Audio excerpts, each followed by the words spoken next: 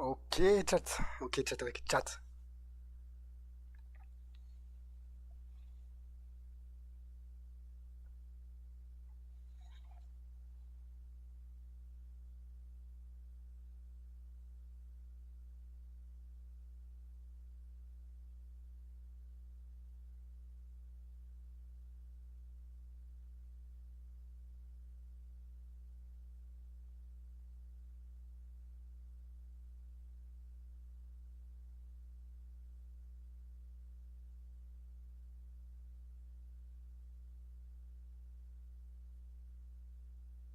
Ok, ok. Je réponds à ça.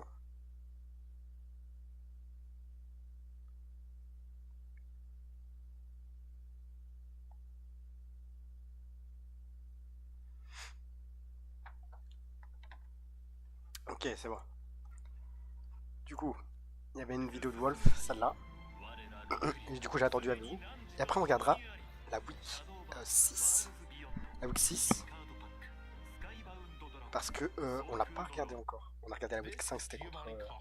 He's a Pokemon regional Contre. champion. He's an editor on this channel, and he's also a good friend of mine. Cybertron. He also happens to be C'est pour ça. a very talented documentarian. We've actually featured two of his works before on this channel. Maybe you've seen one of them. Gio reached out almost 5 years ago asking if he could tell my story. And almost 1 year ago to the day, we sat down to make it happen. Now, there's some important context you should know. This video was filmed in mid-December 2024. That means it was recorded before I won Toronto Regionals, the Global Challenge, and EUIC in the 2025 season. So that entire chapter will not be included because it happened after we filmed. A lot can change in a year, and I'm now at a point in my career where I'm thinking about sharing a bit less of myself online. So it feels a little strange to be posting this. But at the same time, I do think that the work that Gio has done is really something special. And I think that it's worth having my story in one place just for the preservation of the game's history. So, without further ado, I am proud to present Giovanni Costa's latest work. Welcome back to the 2016 Pokemon World Championships. Winning the World Championships has been a dream of mine my whole career. There were many years where I started to feel like maybe it wasn't attainable. Wolf looking for redemption after coming so close back in 2012. You really can't overstate how much it would mean to Wolf, who has been spending so much of his time just falling short.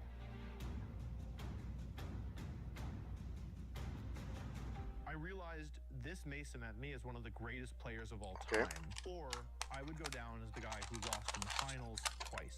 You can't be world champion unless you're beating the best of the best, and Wolf is the best of the best. I didn't realize it at the time, but that match would completely change my life. Le World Champion. My name is Wolf Glick, and I am from Washington, D.C. I'll trade you this for a Gyarados. Pokemon, it's the thing with the younger age set. Parents should not let their kids have anything whatsoever to do with Pokemon because the message is violence. When I was a kid, like 5 years old, I wasn't allowed to interact with Pokemon at all because my mom thought it was like not appropriate for kids. It was kind of like the height of Pokemania, and my first time being able to interact with Pokemon was, I really hated getting my haircut. I actually still hate getting my haircut, but so my mom would take me to this place that was like haircut place for kids, where basically they would have little TV screens with like children's TV on them that the kids could watch. They would sit still while they were getting their haircut. I remember we went and they had this episode of the anime where Ash and the gang have to escape from a sinking ship. And there's this one line where Brock tells his Onix to build a staircase. And my mom thought that was the funniest thing ever. Because I mean, it makes sense. It's just like a big rock snake, but she thought that was so funny. And she was like, oh, this is actually not what I thought it was. It isn't so violent. It is actually child appropriate. That was how I remember kind of being introduced to the series. I was just like obsessed from that point.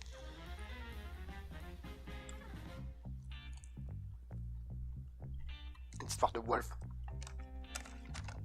My journey to discover competitive Pokemon was gradual. I actually initially was playing the trading card game competitively. I wasn't very good, but I was on websites like PokeGym and PokeBeach. Our house got an updated router, and that's important because for the first time, my house's Wi-Fi worked with the games, and I discovered that you can play online against other people. So I remember I would go on forums. These were trading card game forums, but there was a sub-forum of like battling other people, so I kind of started there. But I was clear pretty early on that I was better than the people there because this was a trading card game forum. So then I thought, well, maybe there are forums for video game players. And eventually I found like the Smogon forums, and that kind of was at the time the main place that people went for competitive battling. They had their own fan modes, and I kind of got into that.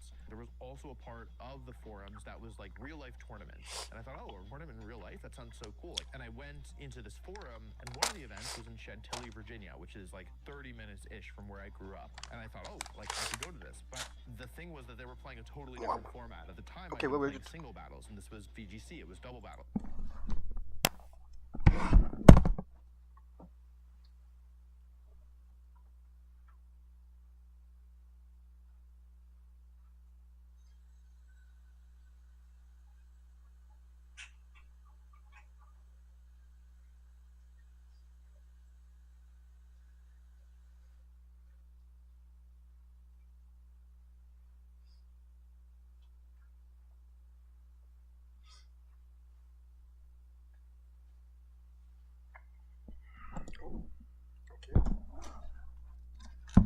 Ouais, je vais tout casser. It was totally different, and so I started playing online, went to that first tournament, and that was kind of the beginning of my VGC journey. I remember the night before this VGC tournament, my dad sat me down and he said, listen, I know you're really excited, I know you've worked really hard for this, but I don't want you to be devastated when you lose. Like, I need you to know that you're not going to win this. And I went to the first tournament, and it was such a different experience than how tournaments are now. The tournaments back then were best of one, closed team sheet, single elimination, meaning you played exactly one game with somebody, and if you lost, that was the end of your tournament. You would stand in line, and you would go in kind of two at a time, and whoever was near you in the line, that's who you would play against. So there was something called friend rule, where if you knew the person near you, you could say, I don't want to play them, and you'll play somebody else, which is crazy looking back. It was kind of like the Wild West. Like, the game was in its infancy. Nobody really knew what to expect. Nobody really knew what they were doing, and I kind of just sat down and started playing, and I just kept winning.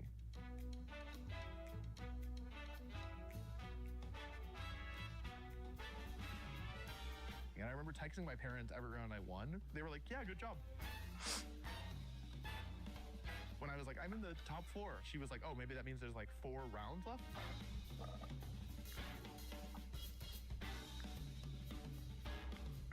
There was no like stream, but what they did have was an MC who would narrate what was going on, like over people's shoulders sometimes. I remember just feeling so overwhelmed.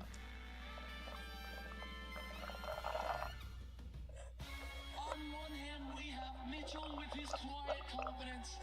On the other, we have Wolf. There were a lot of things that kind of had made it look like it might not happen along the way.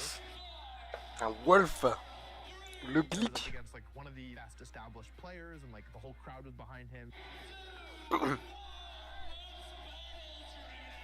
I had a Pokemon slip for 6 turns in the finals, in a best of 1 finals.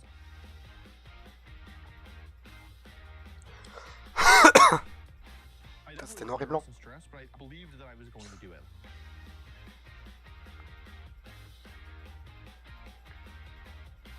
Like, I thought that I was good enough to win, and I believed that.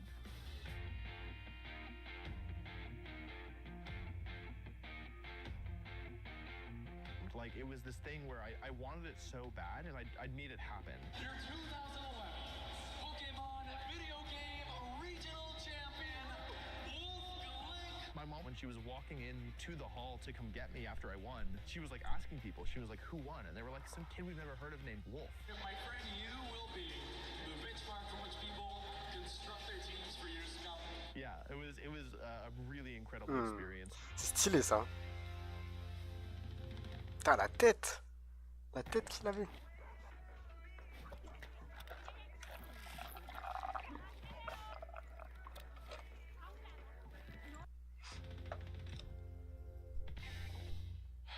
You know, it was so long ago that I started thinking about being the world champion. You know, my first ever event I won. It was a regional level event, but then I won nationals as well, my first ever national event, and I knew that I was one of the best. And so at that point, it was my goal to become the world champion.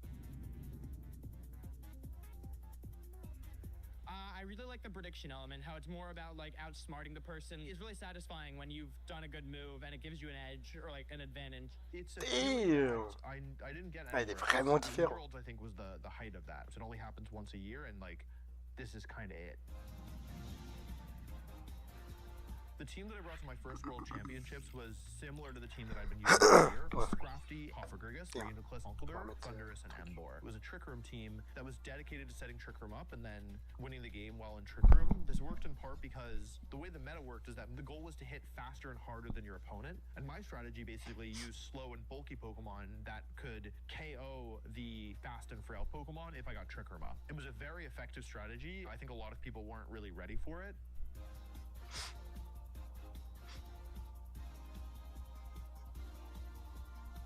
I almost believed that like I was destined to do it. Like I really believed that it was gonna happen. Like I'd come in as the underdog of regionals, like in my first tournament ever, and I won. And then I came into nationals. Now people knew who I was, but they still thought it was kind of a fluke, and I won there. And then I made top cut at Worlds, and I was like, well, I mean, I won, and then I won. Maybe, you know, maybe. Wolf contre... Oh bah oui, non c'est bon, c'est fini. C'est fini les gars. C'est contre Rizzo. The first opponent I would have to play in the top cut was Ray Rizzo, the defending world champion. This whole time I've been beating people who were the establishment, you know, who were the people who were expected to win.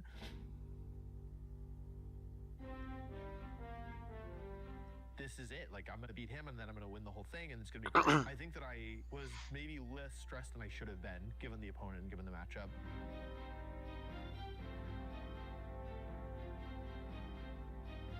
I won the first game, so I was like, oh, this is great. But the second game, I ended up losing. Ray had a Pokemon called a Scavalier, which I'd never played against before, but he added just as a counter to my team. It was really hard for me to beat because it was basically the only Pokemon in the game that was slower than my Trick Room Pokemon. So if Trick Room went up, it still was able to like be a real nuisance.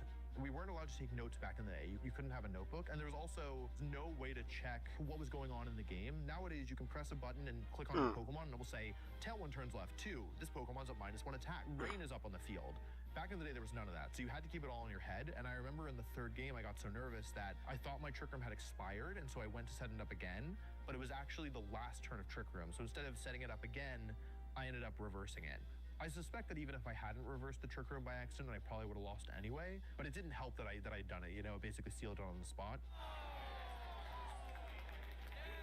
Ah, sad. Losing to Ray was definitely eye-opening for a number of C'est vrai que maintenant t'as beaucoup Ray plus added d'aide avec Scavalier just tout ce qui est marqué ça. team. Like I was the only Trick Room player who was using this type of team, and a Scavalier was added like as a way to hard counter me. And so I'd never thought about the game in that way before. I'd never thought about, you know, countering, you know, one specific player.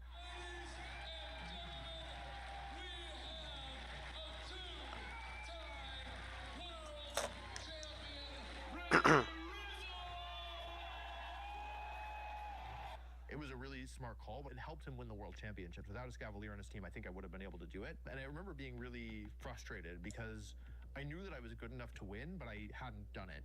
It really made me motivated to do better. Like, it's something I can do, and it's something that I will do. I'll do it next year.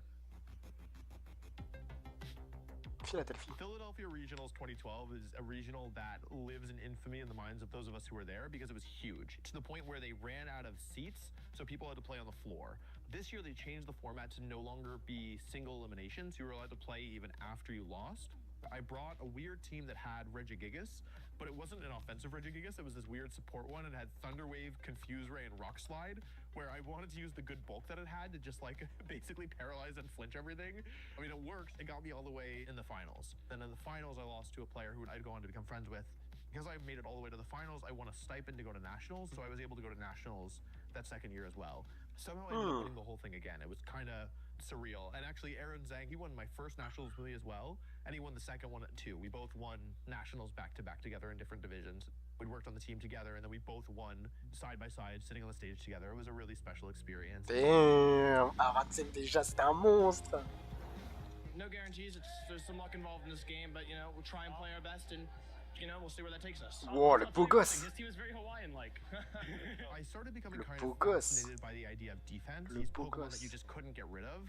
And I think that 2012 Worlds was where I hit the platonic ideal of this concept. I was looking at moves that I thought were underrated, and I came across this move, Skill Swap, which is the ability of the user and the ability of the target. And I saw that Cresselia got Skill Swap. So that was the kind of starting concept. I added Thunderous, because it was just one of the best Pokemon at the time. I added Hitmontop because I thought Intimidate and Fake Out support was really good. I added Choice Band Terrakion for burst damage. And then I added Executor because I was looking for a Pokemon that had good synergy with Heatran. Heatran being weak to ground, fighting, and water. And Executor resists all of those. And so I was like, oh, Executor has perfect synergy with Heatran. And it has this really cool ability, Harvest, which basically gives it unlimited HP. And so I added the Executor to the team, and it ended up being the star of the show.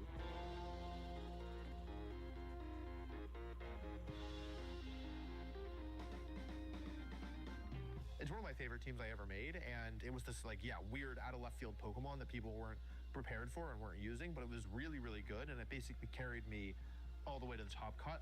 Eh bah.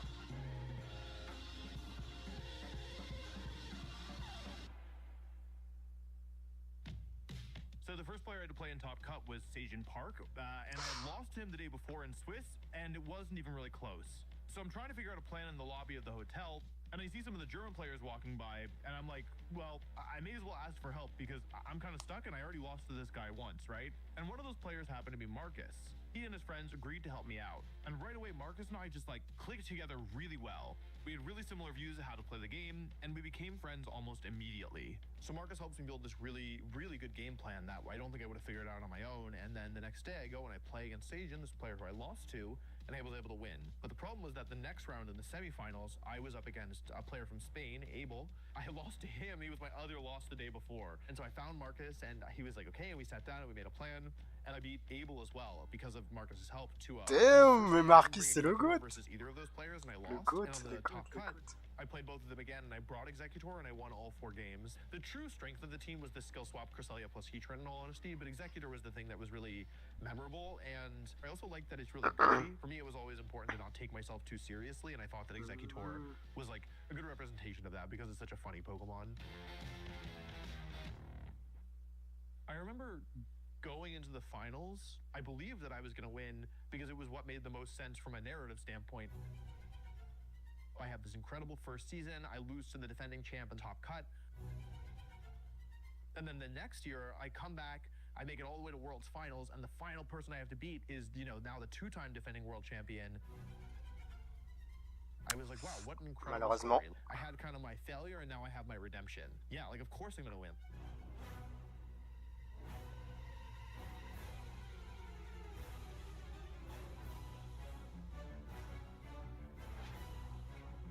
Ah, les animations par contre elles sont incroyables.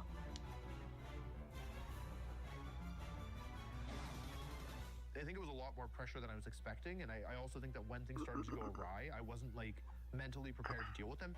Close combat? Right. Oh, wow, critical hit to start the match, and Metagross goes down. Another gem, that's a one-time use. Oh, and the critical hit really put the damage into him. In the first turn of the first game, I think I got 2 critical hits. And by the end of the first game, I lost, and I was like, oh my god, I got so lucky, and I still lost. I had to, for the first time, consider that I might lose. And so I think that's a bad time to be doing it in the finals, mid-set. Wolf was stunned. Well, it's one of those, you can't help but be stunned there. Right. I wasn't used to being on a stage like that either. The national level stage was much smaller, and so it was not an experience I was used to. And we just saw Cresselia taking weak damage against a fighting type attack. Fighting types are, attacks do not do well against psychic type Pokemon. Right. The memorable moment from World's 2012 finals was me using Hitmontop Close Combat onto Cresselia. It was just a misclick. I think I was just moving too fast. I was too nervous. I just made a mistake. I don't think there was a deeper reason behind it. I'm sure the deeper reason was the pressure and the game slipping away La from me. pression, monsieur. Faut survivre à la pression. The thing that was the most fitting for my story was going to happen. Now realizing that there's nobody writing the script. That's not how this works.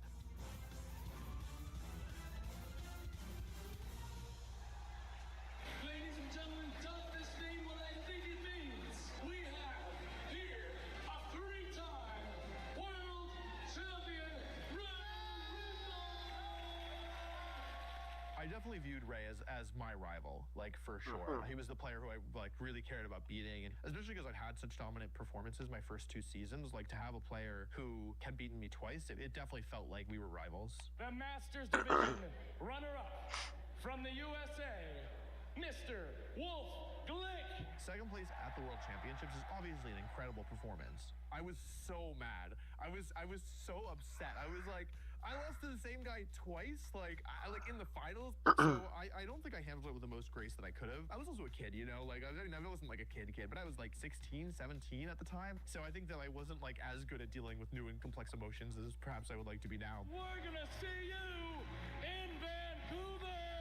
At the same time, I had won the trip and the qualification to the next year's Worlds, which took a lot of pressure off. The only way you could qualify for Worlds back in my first 2 seasons was to finish top 8 at a national championship or better. There was one other way in, which is you could show up to the tournament and enter something called the last chance qualifier, where you just played until there were only 4 players left. So it was a huge gamble. You'd book very expensive flight across the country to maybe have a chance to play in the actual tournament. So by getting second at Worlds, I knew that I won the trip to Vancouver and I had qualified for Worlds there. So I was really upset and I was really frustrated, but I was also motivated at the same time. It didn't make me want to win Worlds any less. It just made me want to do it even more.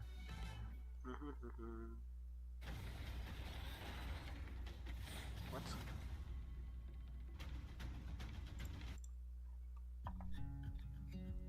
When I was younger, especially, I had a really hard time making friends. I was really awkward. I was really shy. And I think because of the way that I look, just the way that my features landed on my face, like I came across as like maybe uninterested or intimidating, but really I was just really shy and didn't know how to approach people. But because of the way that I looked, people wouldn't approach me. And I remember being at Worlds and like I didn't really have a group. Like a lot of people in Pokemon had a friend group back then because there weren't that many people, so you kind of clustered up. And I didn't really have a group of people to be with. And so I was like a little bit lonely, but like going out and trying to like make friends. And I remember being like, this is so wonderful because I never have to worry about that I don't know what to say because we can always talk about Pokemon. Like I know that we all have this shared interest, this shared passion. I don't need to worry that I like am saying the wrong thing or that I don't know how to talk to people because I can just talk about Pokemon and then that makes it easier. No strategy. Just go out there and no strategy. It's all strategy. It's all about becoming friends with your Pokemon. I remember being really amazed at how much easier it was to talk to people than I was used to. I had other friends in Pokemon before, but Marcus and I were just so in sync and we clicked so well and so easily that it was an experience that I'd never really had before. So we started talking like, it was legitimately every single day. Like I remember I was always aware of what time it was in Germany, and I'm sure he was always aware of what time it was in DC. Like we would just like spend all day talking about teams, talk about Pokemon, talk about the game, and it was really fun. It was interesting being friends with somebody and being like so close with them, and also knowing like at best we get to hang out for less than a week a year, and at worst we don't get to see each other this year. It was interesting that our friendship was so strong despite that, because it's hard for me to imagine being friends with somebody knowing that I might not see them for potentially 2 or 3 years if things don't go well. I already was having so much fun in Pokemon, and being able to have somebody who I was attached to at the hip, it was a really, really special experience.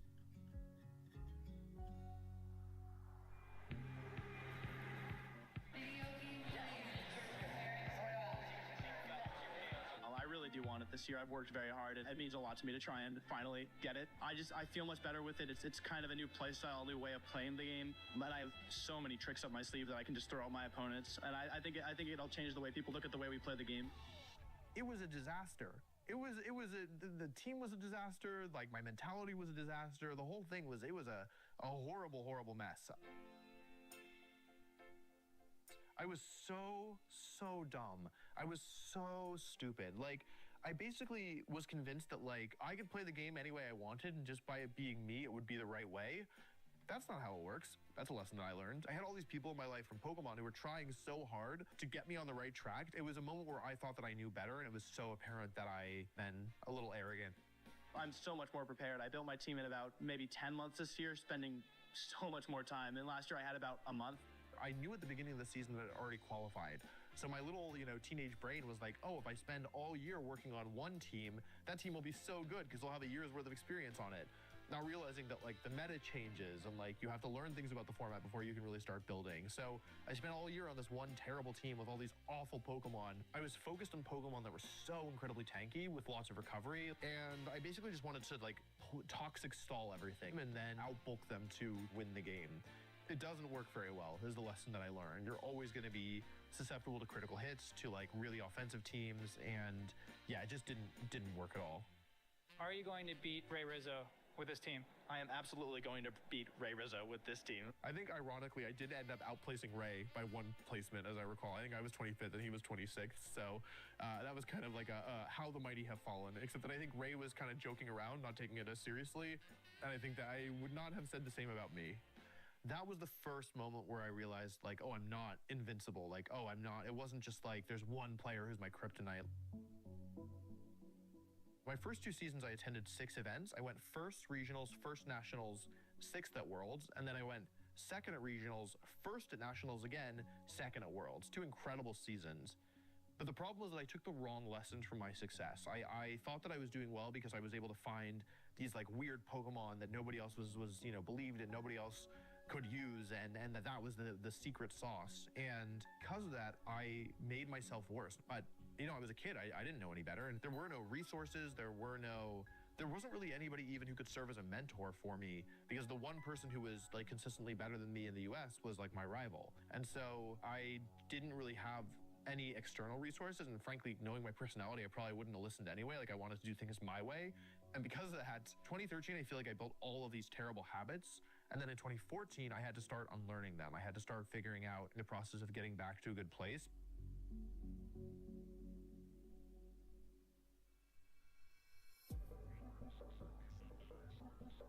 So 2013 was the season where they introduced championship points for the first time, where now it wasn't just about making top 8 at nationals, it was instead about earning points over the course of the season to qualify. And because of that, rather than there being 4 slots from the US, there were far more. So in theory, it was the easiest year to qualify thus far. And that's important because 2014 was the first and only year ever that I did not qualify for the World Championships. The regionals, I had good performances, but not great. It ultimately came down to the national championship for me, where I was 1 win short of advancing to the next day, basically. And because of that, I didn't earn enough championship points to qualify, which felt really, really bad for a couple of reasons. The first being that not qualifying for Worlds after such a disappointing finish last year meant I wouldn't have a chance to redeem myself. The second being that Marcus had a great season winning nationals. It felt like I was falling behind. And third, and I would say most importantly, World was in DC that year. So it was in my hometown, and I didn't get to play. Like, I had to sit in the sidelines and watch, as in my city, I didn't even have a chance to compete for the crown. However, back then, because qualifying was so much harder, we still had the last chance qualifier, that tournament where however many people wanted could show up, and the last 4 standing would make it into the tournament. And so everything for me kind of hinged on this last chance qualifier.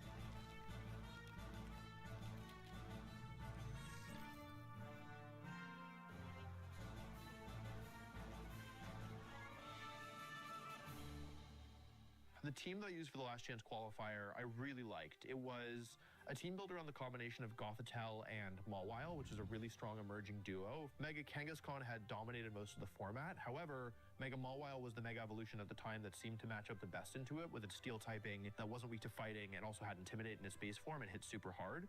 So Mawile plus Gothitelle was a really strong combo, and I paired this with some of my favorite Pokemon, like Politoed with Perish Song, so I could use the Perish Song Shadow Tag combination, as well as Scrafty, one of my all-time favorite Pokemon that now had access to Intimidate, to kind of enable a more bulky Trick Room mode, also allowing me to use double Intimidate with Shadow Tag, which is really scary. And then I also had Ludicolo with Assault Vest as another fake out user to help set up Perish Song to take advantage of the rain. And my final Pokemon was a Life Orb Hydreigon, which could do tons of damage to Pokemon like Aegislash, which is a huge counter to Perish Trap.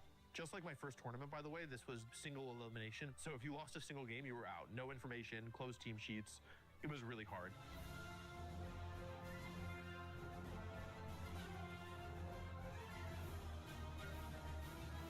In the end, I just barely made it through the last chance qualifier to qualify for the World Championships. Out of all the tournaments I've ever played, this is the one that I personally consider to be the hardest. Being able to go and compete at Worlds was just an incredible feeling.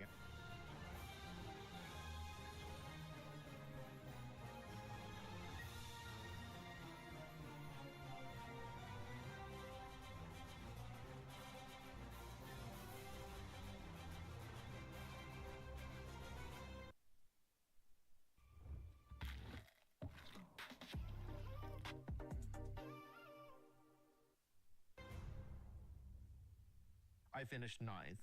If a couple of my opponents had won one more round, I would have made it into the top 8.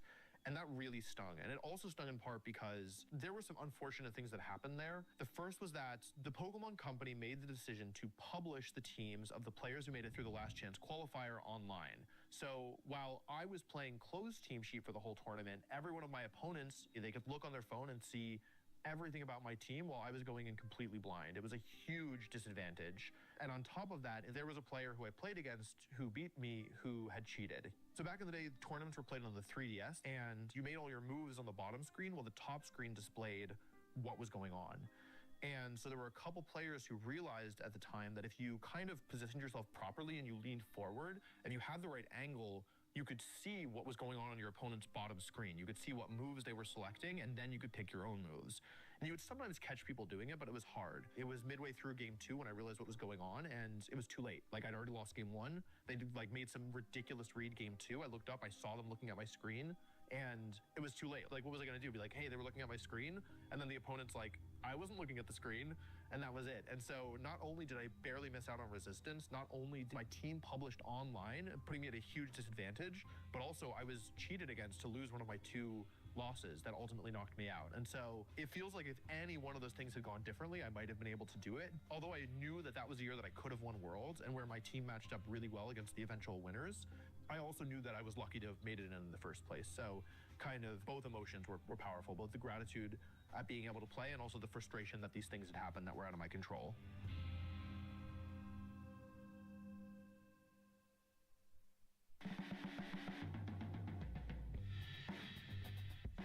In 2015, I started figuring out some of the bad lessons that I had taught myself, and I started being able to overcome them in small ways. And so I had an amazing season. I won regionals with Mega Banette, of all Pokemon. Then I won regionals with Perish Trap. I also finished second place at regionals as well, where I lost to Aaron Zhang in the finals.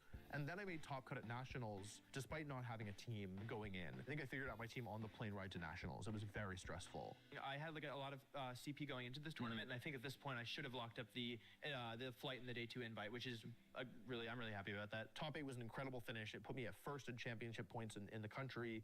That being said, this is a point where I think my mentality was at its lowest. I remember finishing top 8 at nationals after I hadn't had a team, after it was super, super close, and being upset about it and being frustrated that I didn't win the tournament.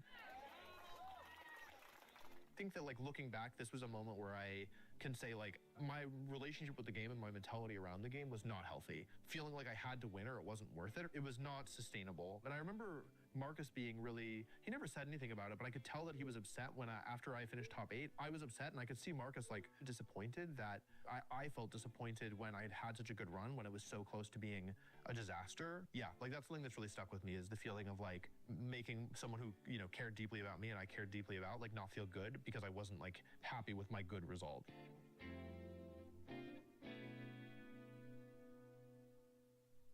It's my great honor and privilege to welcome you to this year's Pokemon World Championships. We're going to jump right into this match, though, as we're going to see Wolf, Glick, and Nikolai.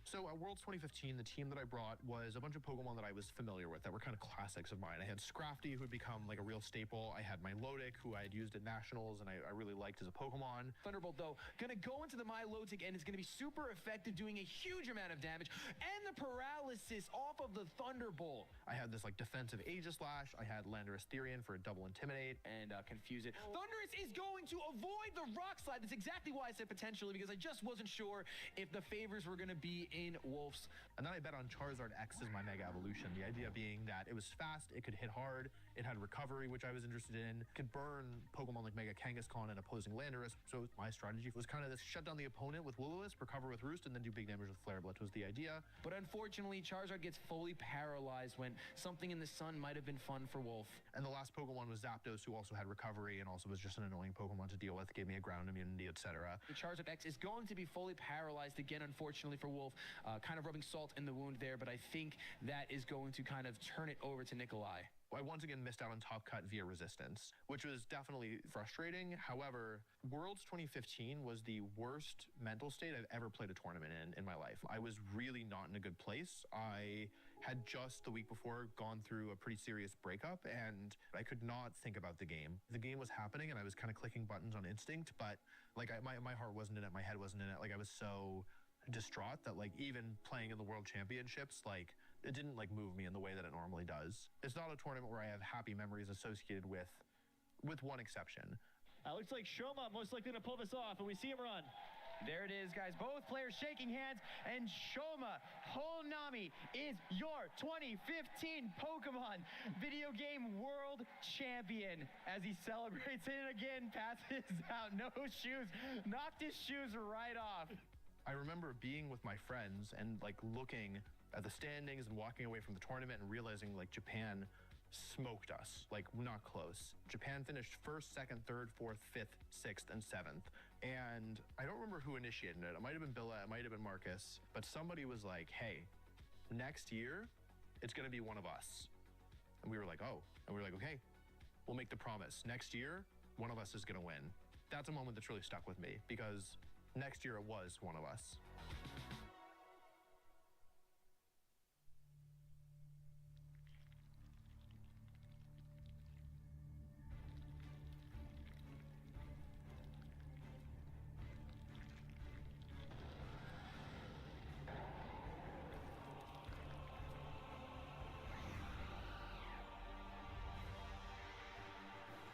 Because of this team called Big Six, it was a much more stale format with a lot less innovation than normal.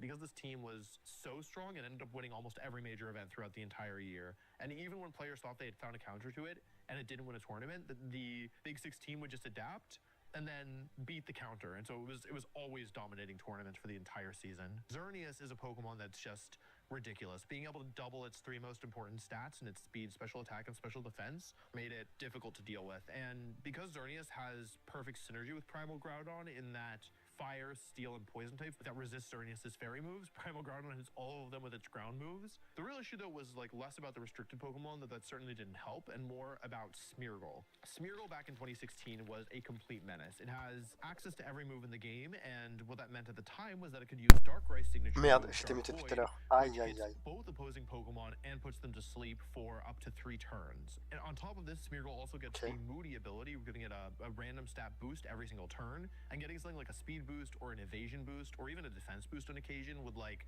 completely swing the match. And we were playing in a format where you couldn't know what moves your opponent had until after they already used them. It was just, it was so horrible. Le Big Six. 언제부턴가 그 애가 신경 쓰이기 시작했다.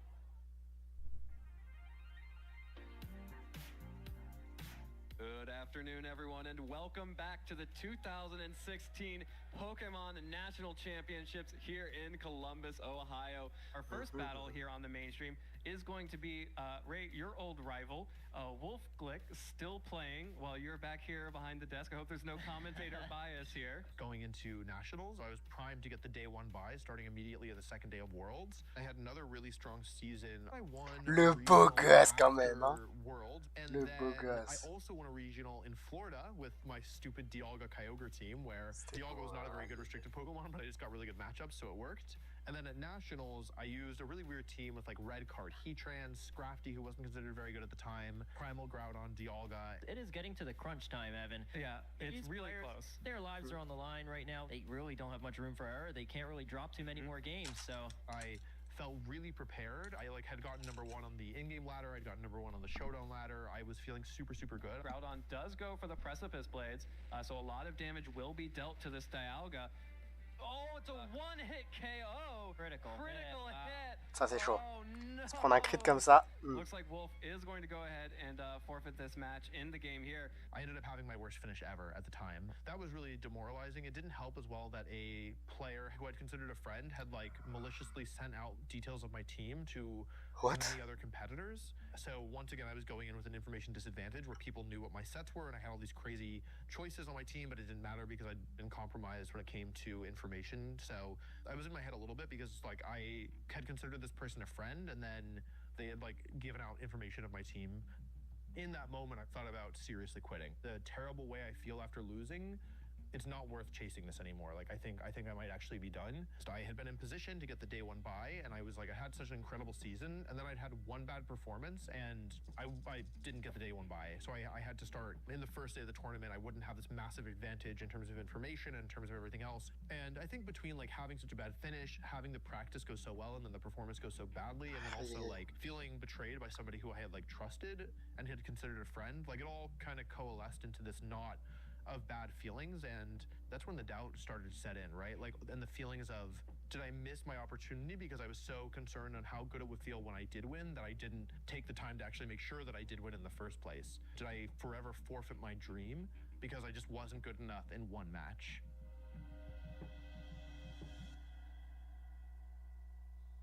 It was tough, but at the same time, I was ready to kind of give Worlds a full shot as well. Marcus had qualified, he was coming in, and you were like, okay, we gotta build a team. Like that's the most important thing right now. We have to figure out a team.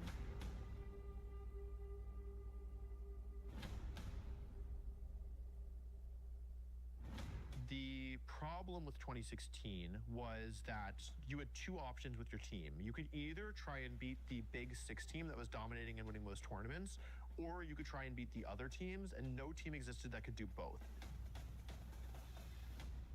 And so what Marcus and I set out to do was to build a team that could both handle Big Six and could also beat everything else as well. We realized that the combination of Mega Gengar, Hitmontop, Bronzong, and Primal Kyogre together could beat almost all Big Six variants, with like Lumberry, Safeguard Bronzong to deal with the Smeargle and the Xerneas. You had Kyogre and Wideguard Hitmontop to deal with the Primal Groudon. You had Mega Gengar to punish Xerneas in the lead and to deal with Mega Kangaskhan and to some extent Mega Salamence. And also it could like taunt Smeargle. So we had basically 4 Pokemon that together completely shut down almost all of the main pathways that the Big Six team took. The problem was that we hadn't dealt with the other teams as well. And we eventually realized that the other restricted that made sense to pair with Primal Kyogre was Mega Rayquaza. As teams with dual primals, Mega Rayquaza could enable your Kyogre to beat their Groudon, and with its strong physical attack, you could also use it to beat Primal Kyogre, so it was really effective against those teams. Then if we had Raichu's Lightning Rod ability, we could protect ourselves from Thundurus, we could protect ourselves from other electric type attackers. And of course, the big thing was that Raichu couldn't really do damage. Like that was the main issue with using Raichu. However, there was an event that distributed Endeavor Pikachu, which you could evolve into Endeavor Raichu. And because 2016 had such powerful restricted Pokemon, they all had such high HP stats that if you could hit them with Endeavor, it would bring them so low. We gave it the Assault Vest to help keep it alive. Raichu could survive a lot of the big attacks from the format, and if it survived, it could fire back with Endeavor, basically almost knocking out many of the main threats in the format. Ok, la team est sympa, la team est sympa. Raichu helped us kind of finish the team out, and it was at that point we knew that we had a really special team.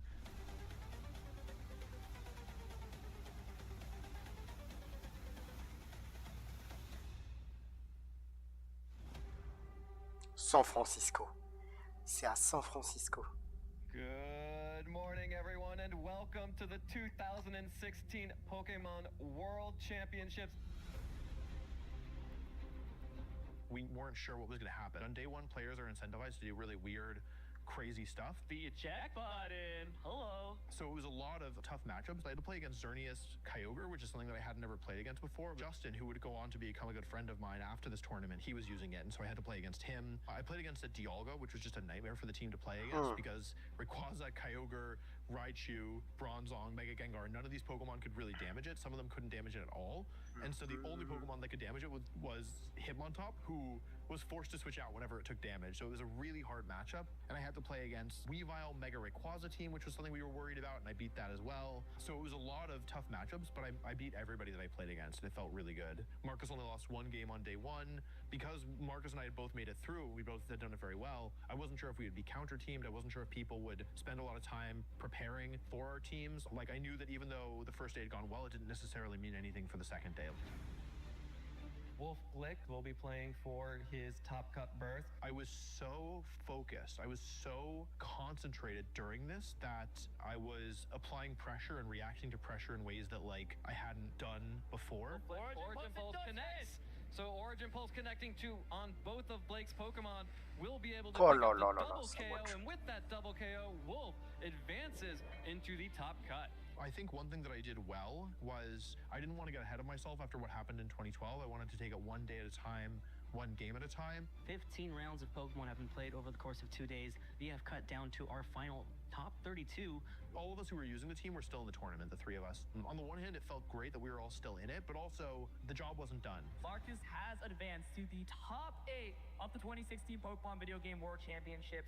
Is there anything that you're really a little bit nervous about facing with your team? My best friend Wolf Glick is still in the tournament, so facing him would of course be really, really good on the one hand because it would mean that we made it really far. There's a reason that all 3 of them are in the top 8, right? That's actually incredible. Time has run out. The battle is over. And Portugal! Portugal advances to the top 4. Wolf Glick really looking to win Worlds because that has been his dream. Wolfie Glick advances to the top 4 at the 2016 Wolf Pokemon Glick. Video Game World Championships. He is back in the top 4. Marcus and I are like best friends. We built the team together, and so to think that like we both making it this far is phenomenal. Marcus Stasser has moved through to the top 4 of the World Championships. Aïe, aïe, aïe, aïe, aïe. Playing Marcus in the top 4, when I realized we'd have to play, I was like, oh, I wish should have been in the finals.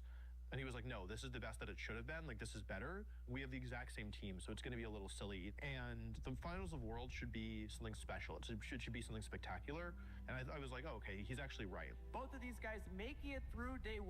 Now we're playing in the semifinals. Once again, these are two. Putain, Marcus, j'ai l'impression I think I realized that, il like, est all I posé could de do is try ouf, my tu vois. best, like treat Marcus in the moment like he was like any other opponent, and like that was the way that I could honor and respect him, and I, you know, kind of trusted that he would do the same for me. Game 1 is beginning. Raichu and Gengar will be the leads for Marcus.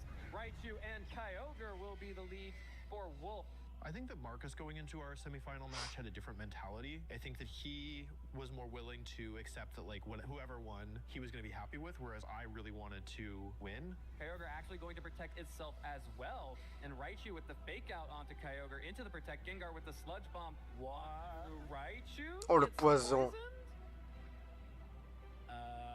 Oh, that was a play. I think that he attacked himself to try and set up for an endeavor. And Marcus has a really high rate of reading my plays. And in most circumstances, he calls out when I'm safe. He calls out when I take risks. This time, his really risky play didn't pay off. Wolfie Glick is 1 game away in this best of 3 to advance to his second World Championship finals. I think he was more willing to make plays that were like a little bit less standard and to take bigger risks, whereas I was still trying to play as if like Marcus was any other opponent. I think Marcus was trying to play as if it were me. Rayquaza should be able to pick up this KO, but so lucky gets the one-hit KO. It's not looking good for Marcus. It's still doable, but Wolf has outmaneuvered Marcus consistently the first couple of turns. I gave it my all, and I had to be at peace with whatever ended up happening. Rayquaza gonna target down that Kyogre. That should pick up the knockout. What did you guys say to each other after this match? It must have been hard to fight each other. It was. Marcus said, I don't know if I've ever been so happy to lose before. At that point, I felt like, okay, like I need to win tomorrow because otherwise... C'est vrai que là, si tu viens de battre ton pote en demi et que tu perds en finale, Wolf now has a chance for redemption, a chance to make it back to the finals and get that World Championship title that he lost to Ray Rizzo. I was very aware of the fact that I was either going to redeem myself or I was going to be the first player to lose in the World's Finals twice. ah, ça c'est chaud. Welcome back to the 2016 T'as pas le droit, y a pas le droit. Pokemon World Championships. Between making it to the finals and playing the finals, there was like 16 hours. And so there was a lot of time there to think about the matchup, but also to think about what this match meant. I've been here before and I didn't do it. You know, like I know that I am fallible. I know that I can leave this not as the world champion, but as the runner-up. Wolf looking for redemption after coming so close back in 2012. You really can't overstate how much it would mean to Wolf, who has been spending so much of his time just falling short. I knew that it was a difficult matchup. It was actually a player who I'd played earlier in the tournament and I'd managed to win, but with a full day of preparation, with more information, I knew that it would be a different match than what I'd played earlier. Wolf has all these expectations. He is supposed to win this matchup, right? He's been in this exact position before, multiple years ago, and you can't be world champion unless you're beating the best of the best, and Wolf is the best of the best.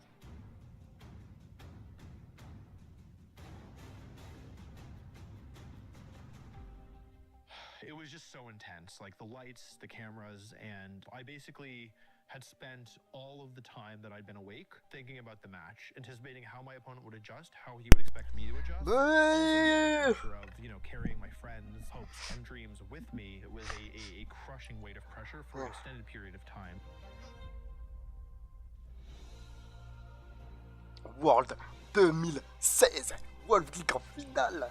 I had a general idea of what his game plan would be, but there was this Minek trick, which had the lightning rod ability, and a lot of my strategy focused around using Volt Twitch to break out of the Shadow Tag lock. And eventually I came up with something that I'd never used in the entire tournament before, of Rayquaza Kyogre lead. Wolf will go ahead and lead both restricted Pokemon, while Jonathan will go ahead and lead his own Kyogre and the Gengar here. Rayquaza Kyogre lead, which is definitely something I don't think I've ever seen both of those Pokemon out as a lead. It was not very common, it didn't make sense in most circumstances, but worked here because I wanted to ensure that he didn't switch Groudon in on the first turn. As soon as the battle started, it went exactly as I had hoped. Like, he led with the Pokemon I expected, and I knew that he wasn't going to be prepared for what I had done. I remember, like, Gengar here could just, you know, be hit by a huge Water Spout or Origin Pulse, but Rayquaza here actually going to swap out. Yeah, Wolf doing what Wolf does best and switching his Pokemon around. Mega Gengar now trapping the Raichu and Kyogre. Going for the Sludge Bomb onto Kyogre, actually, to it, weakening this Water Spout a little bit.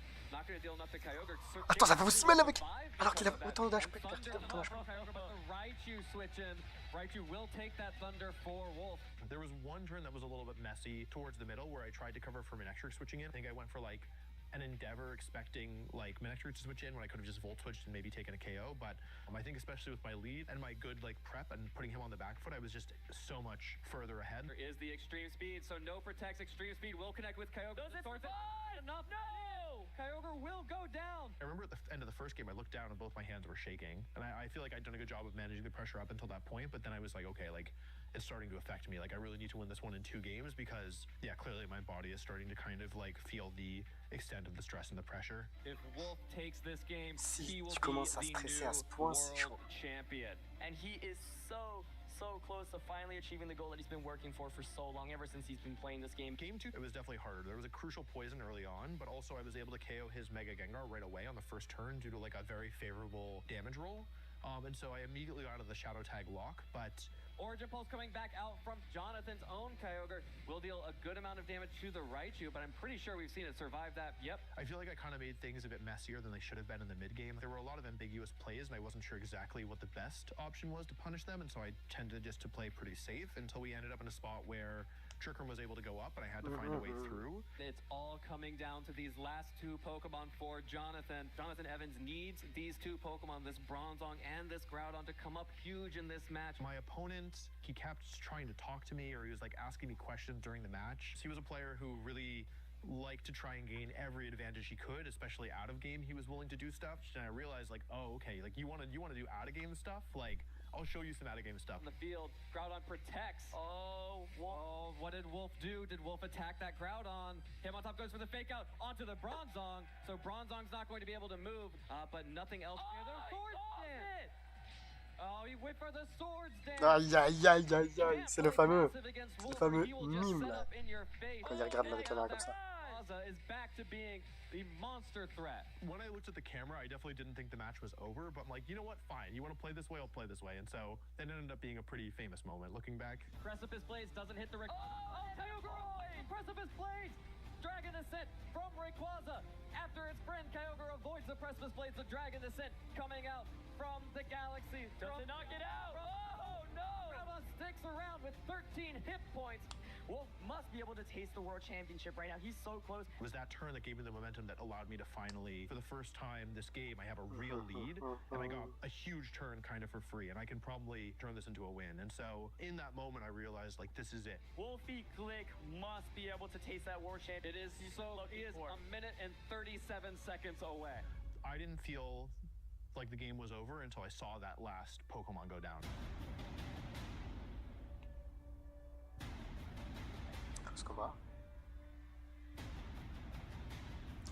Monsieur, il l'a eu! Wolfie Glick is your 2016 video game world champion.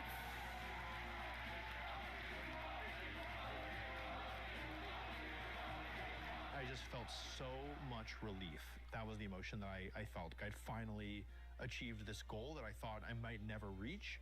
And I'd kept my promise to my friends last goat, year. I the felt goat. like I kept the promise I inherently made to Marcus by knocking him out of the tournament. And I kept the promise that I made to myself that I would one day become Marcus, il est à moitié en train de pleurer alors que son pote qui est gagné.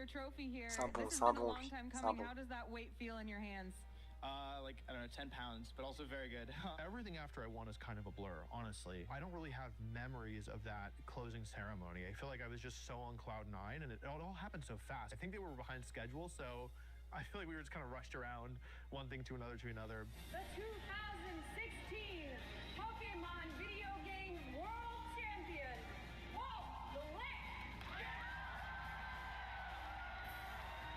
I think I was just so overwhelmingly happy that everything is kind of a blur. Like, I don't really remember any specific things except worrying about dropping the trophy.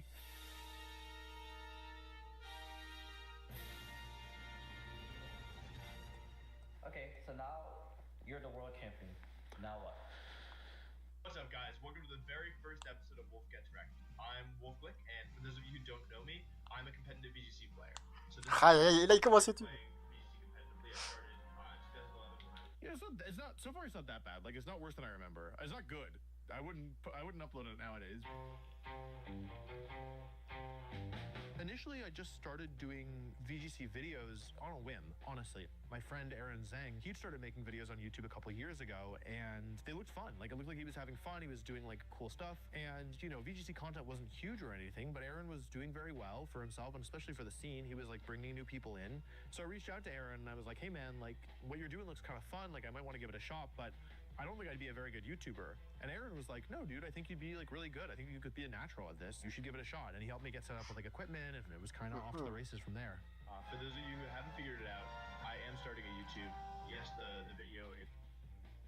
The audio is so bad. This is what I used to do. I would click record. I would record one take. I would stop recording. I would upload. I would never watch the video back. And then if it didn't work, I would find out after it was posted.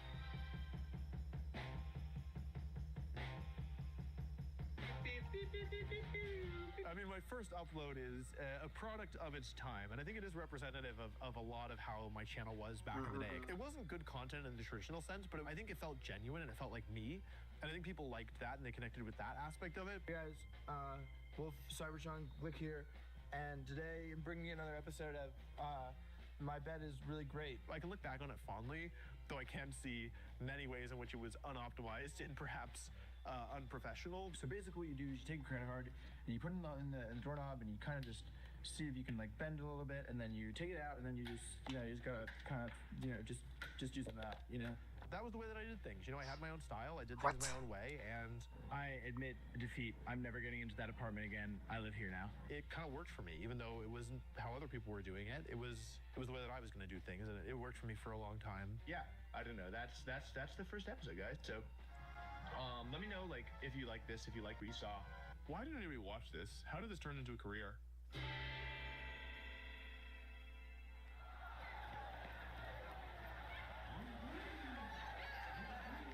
There's a Vaporeon that spawned right there, so everyone's running.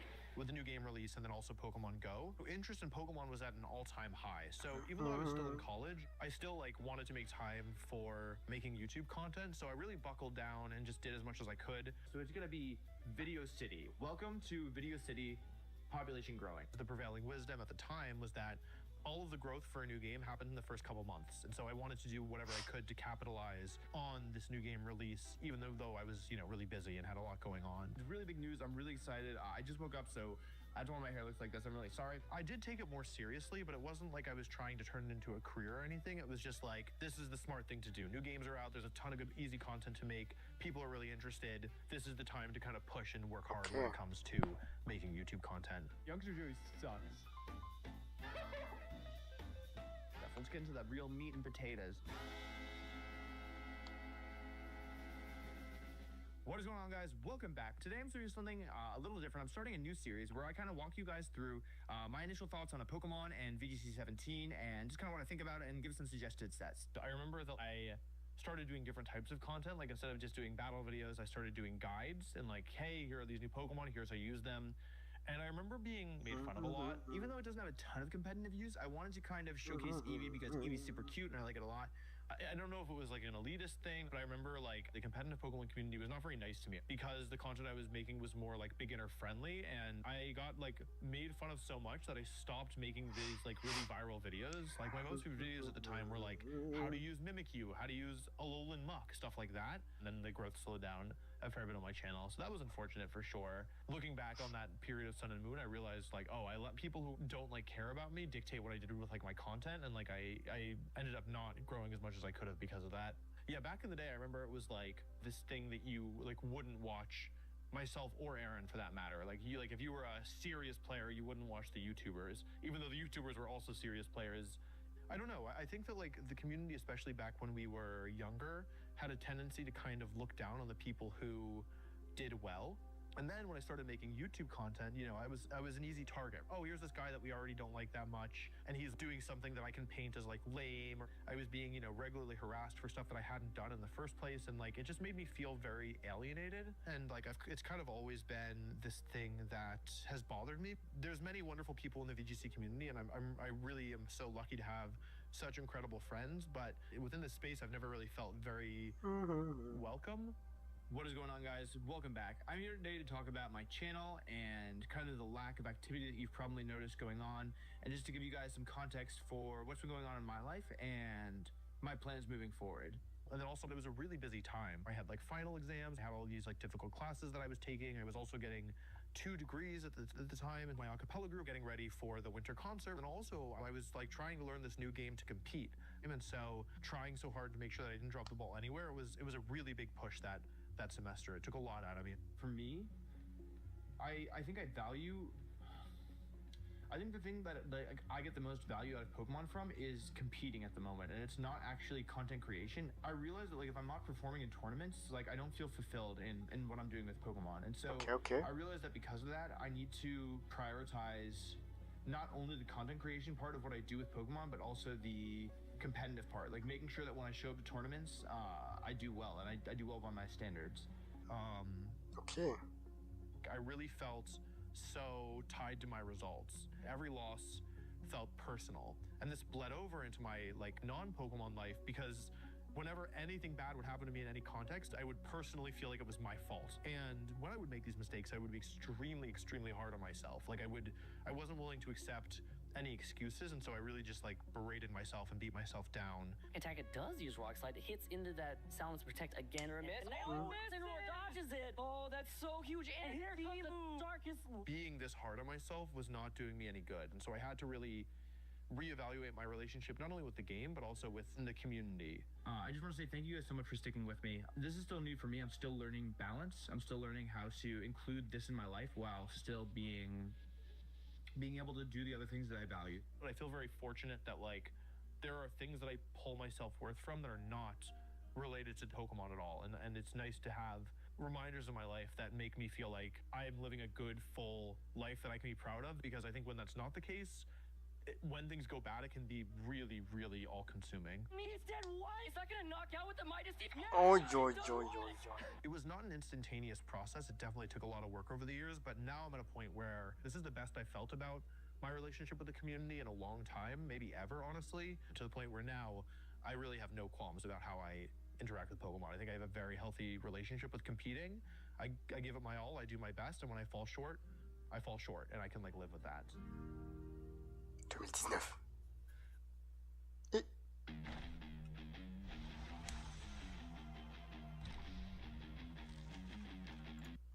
What's going on, guys? Welcome back to another video on youtube.com/WolfieVGC. I'm really excited for today's video. I am joined by the wonderful Alpharad. Hi, that's me. Hello. I did a collaboration with Alpharad. And we did this video with Dracovish and like Lucario and Whimsicott, and the video really exploded. Ah ouais, 700 000 vues. Subscriber growth that I'd never seen before. All these people were coming over. And I remember kind of realizing, like, I gotta run with this. Like, I gotta do my best to kind of capitalize, because I had this opportunity I've been building towards and kind of hoping for, to show all these new people how great Pokemon is. And it's like high barrier to entry, but once you're over that, and once you kind of know what most Pokemon are gonna do, it becomes a lot simpler to break down the problem. So he's gonna turn me from an idiot to less of one. But it felt like an opportunity. It felt like, oh, like get in while you can, get as much of the pie as you can, because it's another new game release, and like, you know, you only have so much time. People's interest will wane, and you have to like get them hooked before it's too late. My name is Drake Oscar Fish, but my friends call me Mr. Fish. I was trying out new forms of content. I went to posting every single day, which I don't think I'd ever really done before, at least not with that kind of intentionality. Still YouTube is ranked the Pokemon games. Well, boy, howdy there, partner. I don't think I could beat a regular dog in a fight, let alone a fire dog, and definitely not a legendary fire dog. My goal has always been to really just make the best videos that I can. Maybe not the best videos. I think at some point I wanted to make videos that I thought were funny. I'm Hydreigon. I tried to pick things up, but also I eat them. I'm Hydreigon. When I first started doing YouTube, I had a goal that seemed completely unobtainable. 100,000 subscribers. To me, that was the ultimate milestone. That was the thing that was out of reach, that was not possible for a competitive Pokemon channel to get, but that I wanted to try for, right? This is not a video that I ever thought that I would make. We, today, broke 100,000 subscribers on YouTube. Monstre. I've been creating content for close to 5 years, and I honestly can't believe it. I'm honestly in disbelief. I remember it was really exciting, and it was also kind of scary, because I was like, how long could this possibly last? You know, it felt like every day where I woke up and I saw subscriber number going up, I was like, damn, like this could be the last day that I kind of see this kind of growth. Thank you so much for watching. I'm really, really excited for what the future holds. I kind of feel like everything from this point is extra credit. I didn't ever expect you at this point. I don't think we'll get to like 1 million or 500K or anything, but let's see how far we can go together.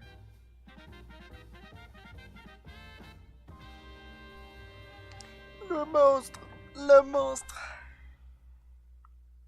Making the decision to quit my kind of stable government job and all in on YouTube was like one of the hardest decisions I've ever had to make. I think I ruminated on it for like 2+ full months, like going back and forth, because on the one hand I had this like job that I hated and that I wasn't doing a very good job at because I hated it, but it was safe and it was comfortable, and like it was a big company and they needed people, and like I could have just kept doing it. But on the other hand, when I quit, like that was when Sword and Shield kind of had like helped blow up my channel, and I really wanted to give it this full like proper chance where I wasn't distracted by anything else. And so it was a really tough decision. I reached out to a lot of people who are mentors. I spent a lot of time talking to my family, because I also knew that if I quit, it would be much harder to go back into the field that I was working before. So if it didn't work out, it would be really hard. My initial plan actually was quit my job for 6 months and then go back into the working world. And I figured a 6-month break wasn't like so long that it would like permanently derail my career. I could take 6 months, try and build YouTube up to whatever I could, and then go back into the working world. But the pandemic really made things change for me, because the whole world was different from when I was still working a conventional job. So I think if there hadn't been a pandemic, I might have actually followed up and gone back to work after 6 months, which is crazy, because if things had gone even a little bit differently, I don't think that I would have ended up here. I never like had aspirations of being a YouTuber full-time, and so it's unexpected to have ended up here when it wasn't something I was ever chasing. Hello everybody, it's me, guy who disappeared for like a month. I'm back, and I want to talk to you about kind of the state of the channel and going forward, and kind of my goal and my vision and what I have planned for this channel. I had quit my job, and I'd made it a goal of posting a video every single day, because I'd kind of been told nebulously, this is what the algorithm wants. I want you to post every single day. And it got to a point where I was posting just for the sake of posting, and my videos were doing worse over time. The initial hype from Sword and Shield had died down. Today I'm going to be auditioning for the role of Colossal. I didn't feel like good about the videos I was putting out. I didn't feel like creatively fulfilled. I was really just trying to like get the video out so I could meet this arbitrary goal. We'll be together now, forever. And in December, I kind of just hit like a breaking point where I was like, oh, I can't do this anymore. Like I cannot keep like posting every day just to do it. These videos that I don't feel good about. I took about a month off. The reason for this was I was feeling a little burnt out, and I decided that it's time for me to make some changes. So what does that mean?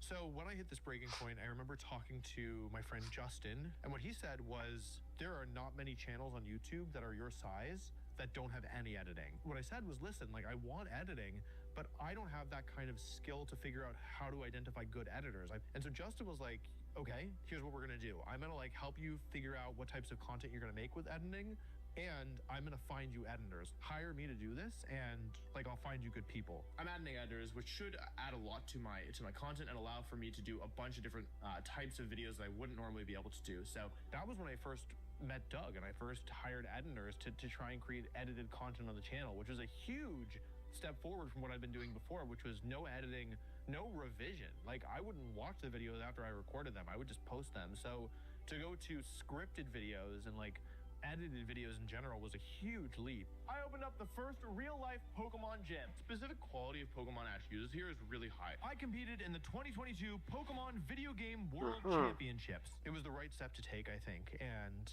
it ended up really paying off in a big way. And I'm really grateful for Justin, because I think if he hadn't been there to kind of help correct the ship, I don't know what would have happened, honestly. Like, I don't know if I would have figured it out on my own.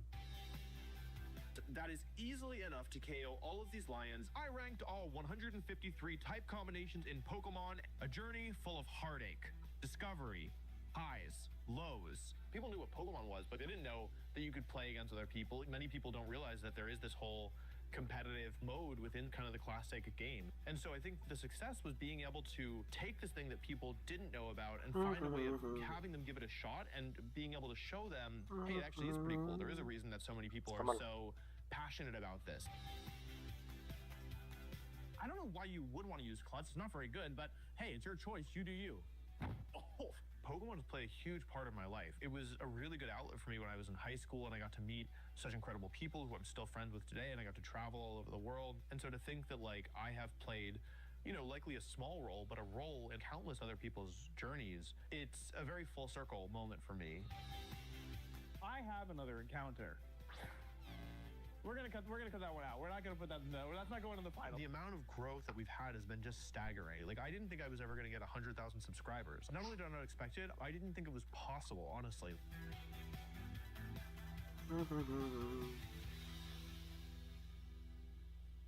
I remember I was at a friend's wedding when it happened. It was an encouraging statement that said, you know what, like, this thing that I've spent so much of my life, especially at the time, believing to be so niche, but has the potential to be so much bigger. There's this kind of validation or like reinforcement that you get when 1 million people say, okay, like, I like this channel enough to subscribe. My YouTube journey started when I sent a message to Aaron saying, hey, I think I'm gonna be bad at this. What do you think? I think that there's a lesson in that I should be reminded of, that even those of us who know ourselves well are not always great at predicting what the future holds. What's the most important lesson you learn as a content creator? I think the biggest lesson that I've learned, in part from content creation and in part just from my life in general, is that the best way to have a good life and the best way to have success in anything is to surround yourself with good people. There have been many times where things have been on the decline and I haven't known what to do, but in most cases, I had some external friendship, guidance, mentorship that's helped me kind of either put me on the right path myself or help me figure it out how to get there. I'm only able to reach these heights because I have such talented, hardworking people around me. That's kind of how I feel about things in general, too. I have many, many tournament wins, but those tournament wins are almost entirely propped up on the shoulders of my friends who have lifted me up and have helped me become a better player and a better person. And so if there's one piece of advice I could give, it's find people who you can say confidently, these are the best people, and yeah, listen to them when they tell you things.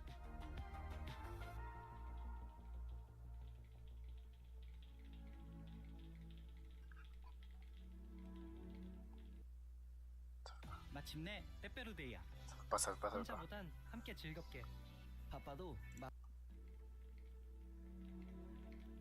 My main project right now is working on the Worlds video. It's been my main project for a little bit. I have kind of fallen behind on my other work, but it's a really, really massive video.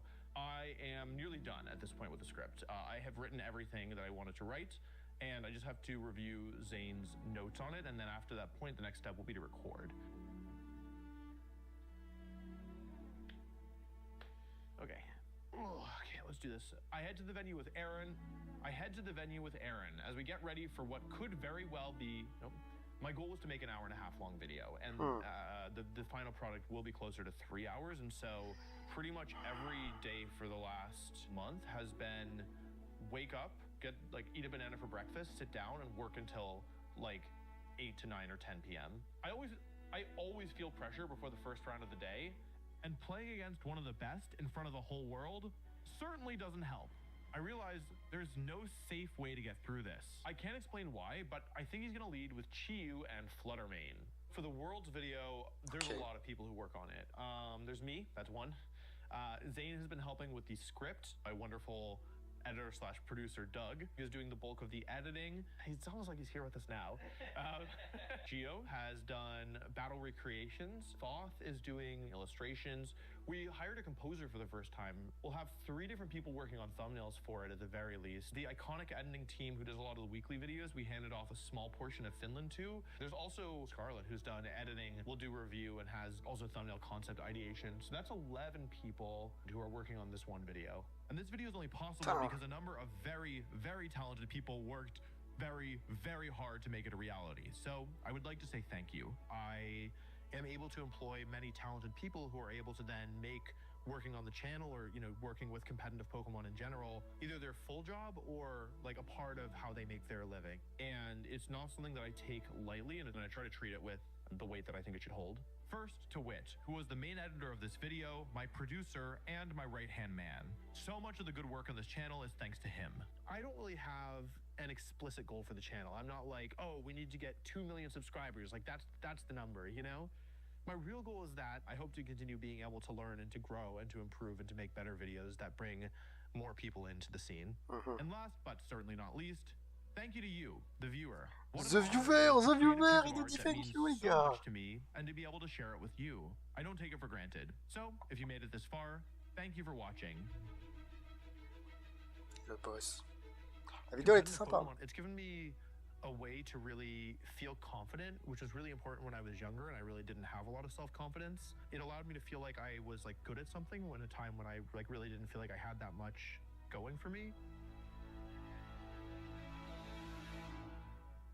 I think the biggest impact is that it's introduced me to people who are some of the closest friends I have in the entire world. I can only keep one thing that I've gained from Pokemon, it would be the people, no question. Competitive Pokemon introduced me to people who are some of the closest friends I have in the entire world. I think that I've become a much better, kinder, more thoughtful, more intelligent person because of the people that I've met through Pokemon. I think that I have had enormous guidance and friendship and camaraderie with people in ways that I'll never be able to fully express, shaped my path. It's really wonderful to be a part of such a global game and to have met so many wonderful people all around the world that I almost certainly would never have met otherwise.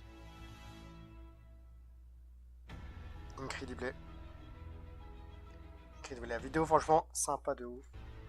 Sympa de ouf. I could have never imagined the huge impact that Pokemon had on my life, ever. But I think that's actually a good thing. Like, I think it's good that as we go through life, things surprise us, that things don't always go according to plan. I think my life is better because things that I never thought would happen, did happen. And I think the fact that something that was just something I loved as a kid could grow into something more than I could ever have even conceived of. I think there's something great about that. It's more than I ever expected it to be, and I could not be more grateful.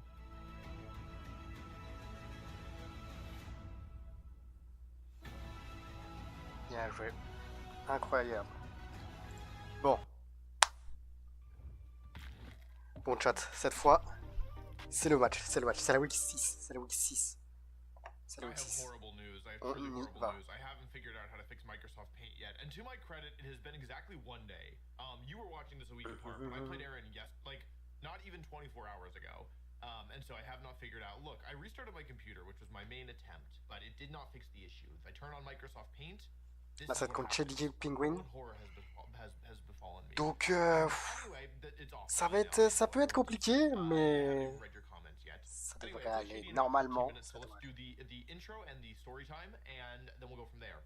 This story is brief. This is a story of toothpaste, about toothpaste. So, probably a year and a half ago maybe, I ran out of the toothpaste that I keep in my bag only when I'm traveling, right? Rather than like bringing my home toothpaste with me every time, I realized it was better to just keep a tube of toothpaste with me when I travel, okay? And for some reason, I thought you had to get the little travel size ones, but I've learned that, like, at least for me, I get like the full size, proper size toothpaste thing, and like it doesn't get flagged at TSA like I thought it would. So I've just had like a thing of toothpaste in my bag for a while, right? But here's the problem, okay? Which is that I got this toothpaste, I don't know where I was, but I at some point, like a year and a half ago, I was running low on the I was probably out, realistically, of the toothpaste in my bag. And I've been bumming off of friends for a little bit, and I was like, you know what, I gotta get my own toothpaste. I can't keep bumming off of my friends. And so I went out and I bought like a tube of toothpaste, okay, like a full-size tube, okay? And then, you know, during my next travels, I went out and it was, you know, evening time of the night I got there, and it was time to brush my teeth. So I went and I took out my new toothpaste and I tried it, and it tasted so unbelievably bad. I'm talking like horrible. Like at first I thought something was wrong with the toothpaste, and then I realized it just tastes so bad. However, the problem was that I didn't want to be wasteful, right? I just bought this tube of toothpaste, and like on the one hand, it's toothpaste. It's not that expensive, but on the other hand, like I just didn't feel like I didn't want to throw it out, okay? I didn't want to be like, oh, you know what I mean? Like I didn't want to. And if you want to have a better solution, you keep it to yourself, okay? I didn't want to waste the toothpaste. It also wasn't a high priority problem for me, okay? Right? Like it tasted super. Est-ce qu'on passerait pas directement aux explications? Here's the situation. Okay, let's go. A major weakness in Draft League, okay?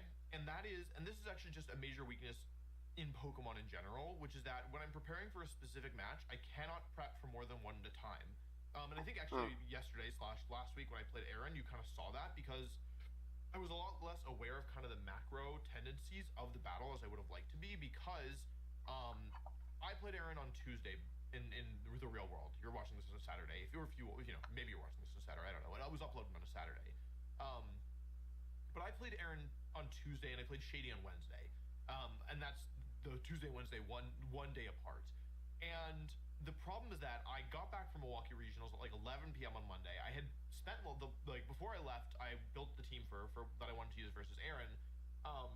But upon getting back, I was like, well, I have to play Shady tomorrow, so I need to prep for Shady. And so I think basically I can't hold two matches in my head at the same time. I can't hold anything more than one. And so I think it affected my play versus Aaron, and versus Shady, basically, I went with a lot of, I would say, mostly more straightforward game plans, and also I feel just a little bit less dialed in. Now, I think my team is still strong. I think my matchup is positive. Like, après, il a repris Venonat. Il a repris. Non, il avait Noivern. Il a changé qui? Est-ce qu'il avait Mamoswine la dernière fois? Je sais plus. Je sais plus. Il n'avait pas Venonat, ça c'est sûr. Est-ce qu'il avait qui d'autre? Je sais plus, il avait pris qui à la place de Venonat. Anyway, so versus Shady's team has made some changes. I don't have the fan doc handy, but where are my notes? Jarvis, pull up my notes. Okay, Shady's team. His new Pokemon includes Sneasler, King Gambit, Indeedee Female, Salamence, that's a new one, Hisuian Braviary, Mudsdale, Thwacky is new, he still has Houndoom and Stantler, and then Drifloon. Ah ouais. Initially, Shady's team was much more built around kind of like hard Trick Room, Psy Spam. He had Armarouge, he had Ursaluna, regular for me, pretty scary team. And the whole tournament, I thought, okay, like I actually have a pretty good answer to this, like a lot of this stuff, because I have Misty Terrain Primarina, who can set up the Misty Terrain, turns off Flame Orb from Ursaluna, turns off Psychic Surge from Indeedee. To beat Armarouge, I'd already theoried that I could use Terra Dark, Flash Fire, Arcanine, which I thought was pretty cool. The problem is that Shady, in my opinion, has upgraded his team and has found Pokemon that are all... Attends, il a changé tellement de Pokémon. C'est chaud. I'm not thrilled about it, but I do commend him because, yeah, he's a very good Draft League player, and he has realized that there were some issues with what he was using. Ça va être chaud. In this matchup, I decided, and with help from my friend Zane, to just go with sets that were a bit more straightforward for the most part, that were still pretty like strong and not the most obvious. So Noivern, I've used a lot of similar Noiverns to this one. This one is Tailwind, Air Slash, Draco Meteor, and Super Fang, with a fair bit of bulk. The idea here is that Tailwind is pretty good versus Shady's team if he's not going for Trick Room, and I want to learn from my experience versus Mount, where I kind of over-indexed on the Trick Room mode. And so this time I want to make sure I have some explicit speed control if he does go with like Tailwind Salamence or Tailwind Hisuian Braviary. And so, yeah, Noivern is here. Ah oui, il avait Ariama. La semaine dernière. I went for with the Havenberry, which reduces damage from super effective Dragon. C'était à la place de Mamoswine, parce qu'il n'avait pas Mamoswine. And I think if he brings Salamence, he'll have some kind of answer for Noivern, whether that's a defensive Terra or a Choice Scarf. Which is kind of what I would expect Choice Scarf Noivern, Salamence to beat Noivern, and so I figured, yeah, like I'll have Havenberry to give me some protection from that. So, yeah, that's that. And max speed is here because it's max speed, max HP avec quelques en défense. Timid nature, which I don't think is super likely. So, yeah. My plan on game 1 is to lead with Noivern and Mamoswine. Mamoswine is pretty straightforward here, kind of standard moves, full attack, standard ability. Stellar Terror could also be Ghost, but I figured Ghost is only really for fake out from Sneasler and Thwacky, I guess. And I have Protect, and also he has Psychic Terrain, and he might not even run fake out. So, yeah, basically Shady's team has a lot of ice weaknesses, like he has, and a lot of ground weaknesses as well. Like King Gambit and Sneasler are weak to ground, Salamence and Braviary are weak to ice, Drifloon and Thwacky are also weak to ice. It hits his team really hard, and so Noivern plus Mamoswine is, I think, pretty scary. In the back, Primarina, we're going with a kind of more standard Life Orb set here. This outspeeds Adamant Sneasler in Tailwind, so yeah. Noivern was important as well because it can outspeed Unburden Sneasler. Basically, Shady probably wants to activate Unburden versus me with his Sneasler because it's pretty useful at allowing him to outspeed my Pokemon. But in order to do that, he either has to run Psychic Seed, which will mean that he's prone to Intimidate, or he has to run White Herb, in which case he doesn't start the battle with it active. He needs to get it activated either via Arcanine or via Close Combat. So anyway, outspeeding Adamant Sneasler and Tailwind here. Standard Life Orb Primarina set. Poison is a little bit suspect here because it means that I can't Terra against the Psychic moves, but without Armors on the team, he only has really Braviary and Indeedee for strong Psychic attacks, and I wanted the Terra to be able to be useful against Sneasler because otherwise I will just die. So yeah, somewhat standard Life Orb set here. In the back of game 1, I think I'm going to have to bring Venonat here because I need to respect his Trick Room option. Venonat is here against Trick Room, somewhat similar to the set I brought versus Joey. The only real difference is the EVs, and then also I'm running Nightshade instead of Struggle Bug. This does mean that if he has Follow Me, Safety Goggles, and DD Female, I can't damage it at all with Venonat, but even still, Venonat with Terra Dark is actually pretty good into his team. The main thing I have to watch out for are any Goggles Pokemon, Taunt, and then the Sneasler, but I think that actually I don't have a mandatory Terra in this matchup, and I think the Venonat actually is pretty good. And yeah, the problem is that Hisuian Braviary is a pretty big threat for my team, and I should make sure that he is not ready. Okay. Hisuian Braviary is a pretty big threat to my team with its Tinted Lens ability, which means you can't resist its Psychic moves. It will still do full power, and so I needed a Dark type Terra that I thought could fight against it. So that's Venonat here. Arcanine is another option in the back. Arcanine is pretty good here with Mirror Herb, Flare Blitz, Will-O-Wisp, Snarl. This is really good at damage reduction, but also I've trained it to be offensive. Terra Fire, Flare Blitz, Arcanine is a Pokemon I've been liking more and more. And I used it last week as well, and it was actually pretty good, although when I built this team, I didn't know if it was going to be good. But yeah, there wasn't really a defensive Terra I felt like I needed, and so I thought, maybe the Fire Terra could be helpful for damage. Yeah, Arcanine is here, just it's pretty good here across the board, but it really depends what his counterplay to Intimidate is. It could be, this is not a Pokemon I need to bring, but I think it could be nice to have. And then last but not least, this is Spother is the one that I'm the least confident on. This is the one that is the most creative here. Basically, sub-Baton Pass, passing Speed Boost to either Primarina, Mamoswine, or Venonat is actually pretty scary. Okay. I had Protect over Calm Mind, but I felt like I was gonna. This is a Pokemon that I only bring if I win game 1, I think, and then I try to do it in game 2 and just get an advantage via the leaves and go from there. It also depends on what Pokemon he has, but yeah, a lot of my other Pokemon didn't feel great here, and I thought that if I could pull off a Baton Pass Speed Boost, even if it's only Speed Boost and sub to Primarina, I think it's pretty good because Primarina is incredible versus his team. He has 0 fairy resistances, I think. And so yeah, basically if I can get the Speed Boost onto Primarina and he's not going with the Trick Room strategy, then I think it's really, really good. But the problem is that he this Espather is kind of vulnerable until it gets set up. So Expanding Force is a cool tech, but realistically, it's probably not going to be very good. It's really situational. But the thing is that also Luminicrash didn't seem super good here because I don't have that many special attackers, and Expanding Force, if Expanding Force is good, it will be really good, whereas if Luminicrash is good, it will be situational. So, yeah, anyway, that's the team, and now I should message him because, oh, he messaged me. It's time to go. Time to go, time to go. Let's go, let's go, let's go, let's go.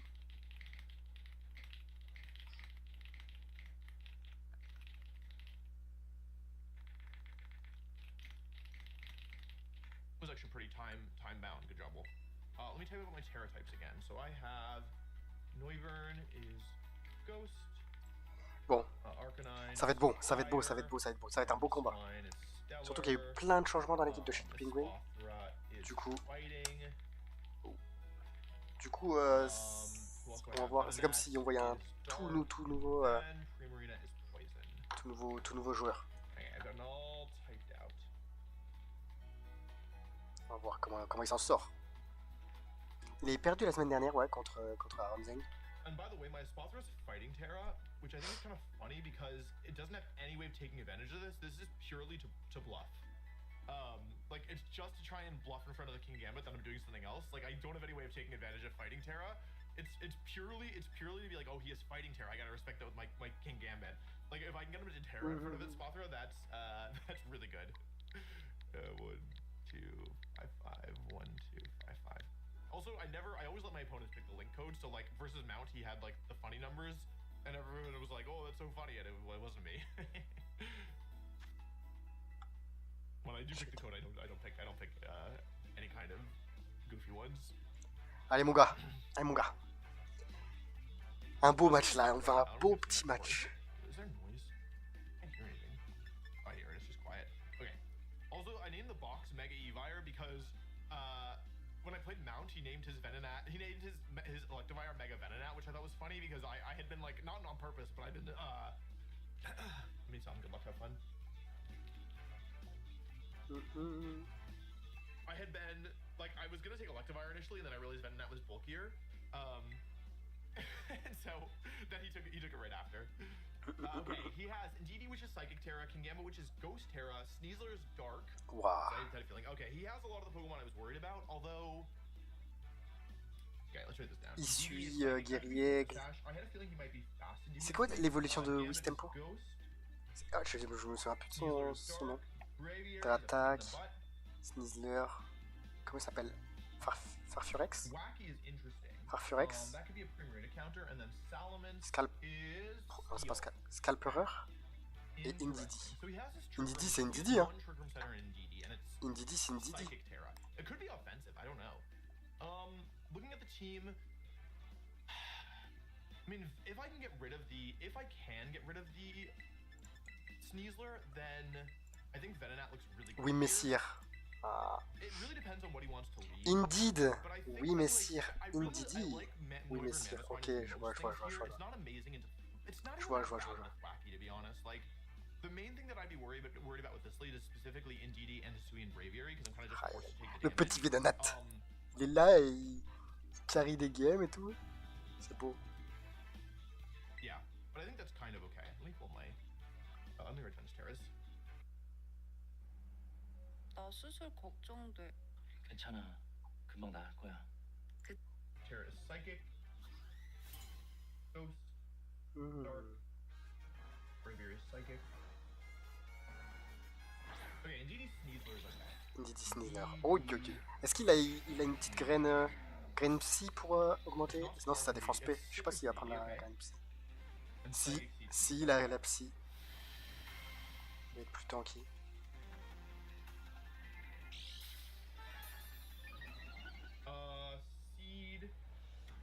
SPDF. SPDF, mais ouais, mais là, Mamosine, c'est pas spécial. Hein. C'est physique.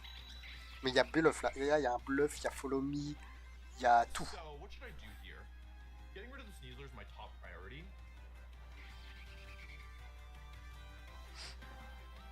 Like, Tailwind plus Protect is tempting, but the problem is that he could just go for... I think Tailwind plus Earthquake is somewhat reasonable. To be honest, like, Tailwind plus Earthquake? I also have Ghost Ouais. Mamoswine, though. I think Tailwind plus Earthquake is pretty reasonable. Ça va Terra le Sneasler là. I have Venonat in the back, and so, like... C'est pas un Sneasler Terra vol comme on l'avait vu On le voit souvent avec acrobatique. C'est Terra Dark? Ah oui, j'ai pas entendu. C'est Terra. Ok, c'est Terra Dark. Well, first of all, I don't think this thing gets an ice move, but I might be wrong about that. I actually didn't have time to check. Or I didn't think to check, I guess is a better way of saying it. Okay, close combat is fine. He doesn't go for follow me here, so I'm not going to get all the information that I wanted. He's going to get the defense drops here.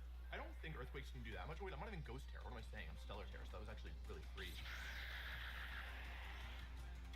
I don't know how much this is going to do. I don't think it will KO, but I think it will do a lot.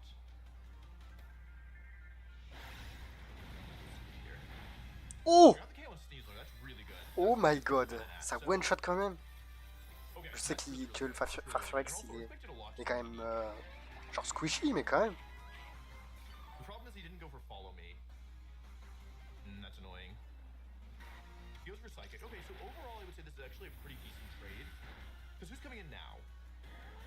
En vrai, il a Tailwind, il a tué le Sneasler.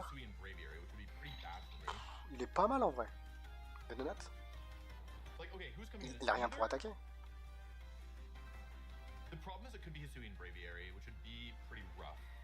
Because he can... Oh, no, Hisuian Braviary is okay. He actually, because he terrored his Noivern, or his Sneasler, he doesn't have access to Expanding Force, because Hisuian Braviary doesn't touch the ground. So, I actually am somewhat free to go into Primarina here, I think. Because it's either Thwacky, Gambit... Like, I would expect it to be Gambit. Because he can't tear up Braviary anymore unless he's Iron Ball. Gambit, okay, cool.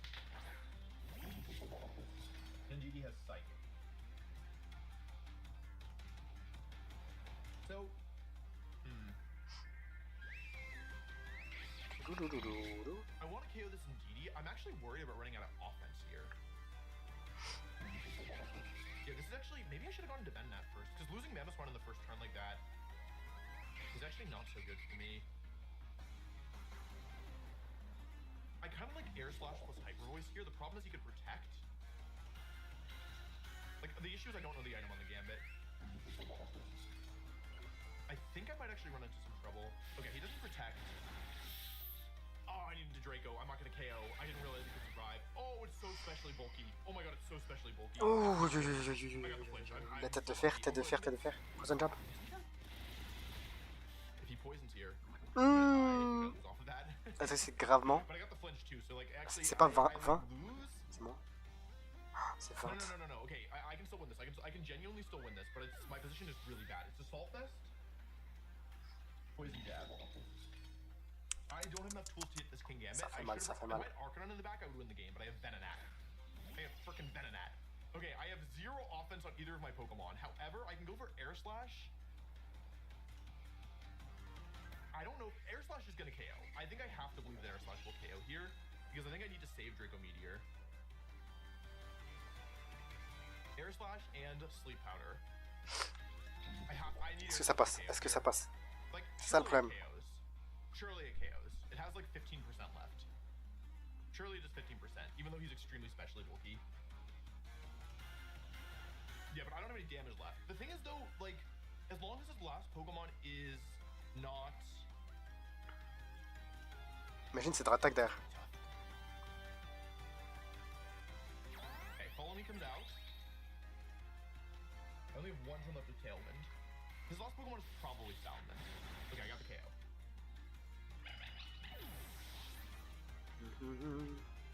Le Sleep Powder, ça touche? Eh oui. Okay, we're still in this, but it's getting really scary. Okay. C'est beau, c'est beau, c'est beau. Gambit takes it to first turn of sleep. Okay, last Pokemon I'm gonna guess is Salamence here.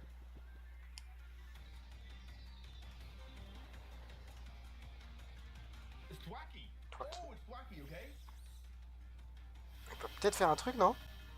And now there is no more Psychic terrain, but there is grassy terrain. That's not great.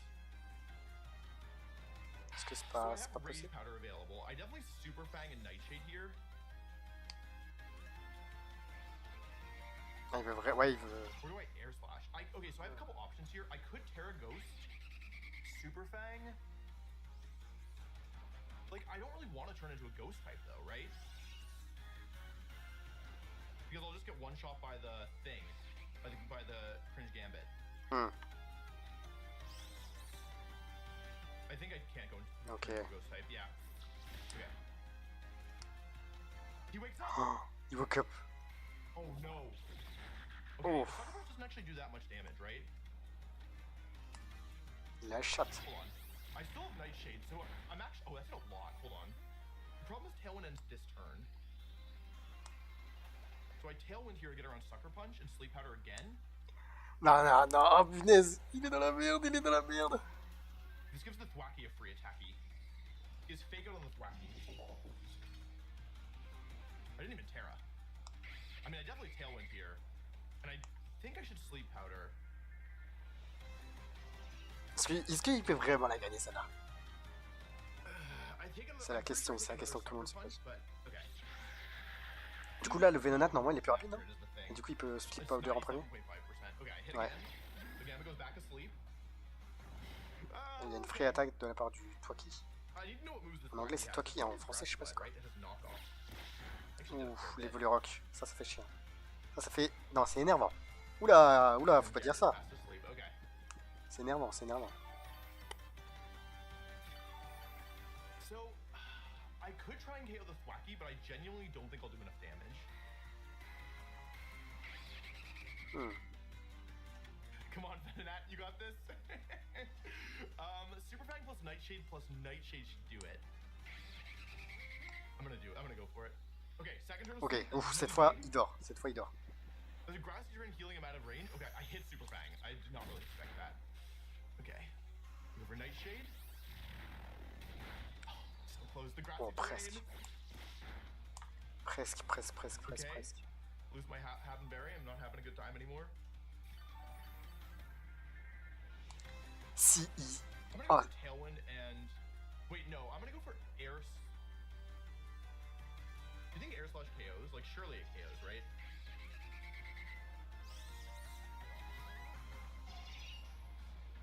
I want a Rage Powder here, but the thing is Draco could miss.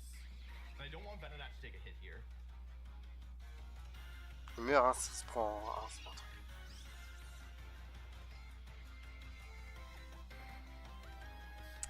Il est sûr d'attaquer. C'est ça en fait, faut qu'il joue sur le sleep. I'm gonna Rage Powder and I'm gonna Draco. This is probably the wrong move.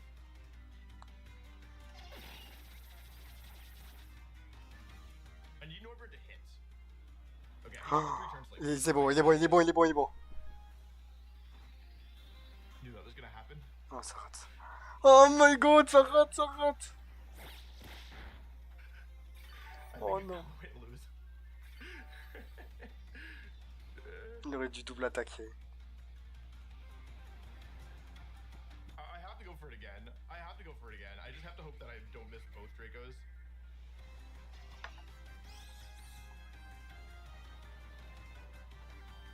Like, does the second one even KO? Honestly, does the second one even KO?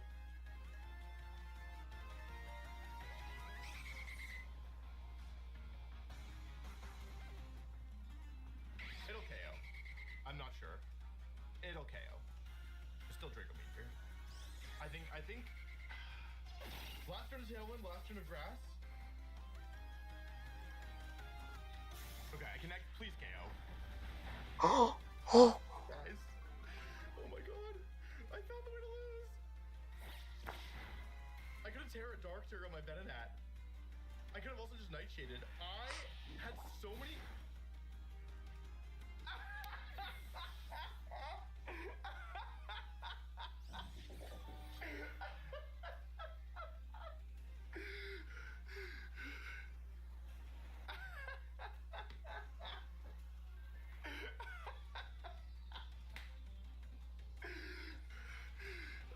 I had so many ways around it. Oh wait, I'm pulling my controllers wrong. Wait, what? Dude, you were the worst of all time. Oh my god, il perd ça. GG. Okay. 페레로 로쉐가 수험생 여러분의 황금빛 순간을 응원합니다. 페레로 로쉐, 지금 이 순간을 황금빛으로. That's not good. Okay. Voilà. Oh, elle est compliquée la première game. Well, I mean, I could have won that, I think. That's the toughest thing I would say.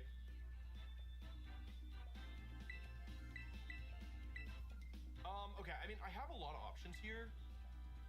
I know that the Gambit is AV, so I think I need to bring my physical attackers here.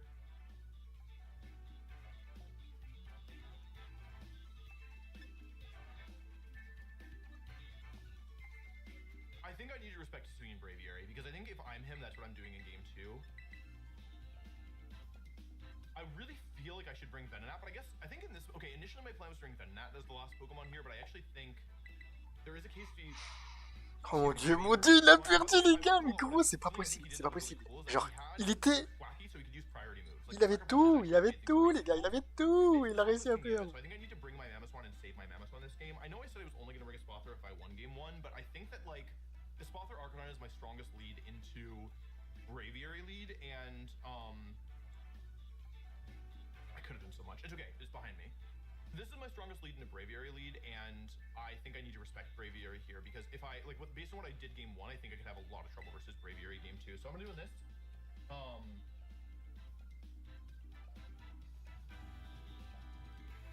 I'm a little bit, I would say I'm a little flustered, because, like, the turn 1 went pretty well, and then losing Primarina was pretty rough, and then...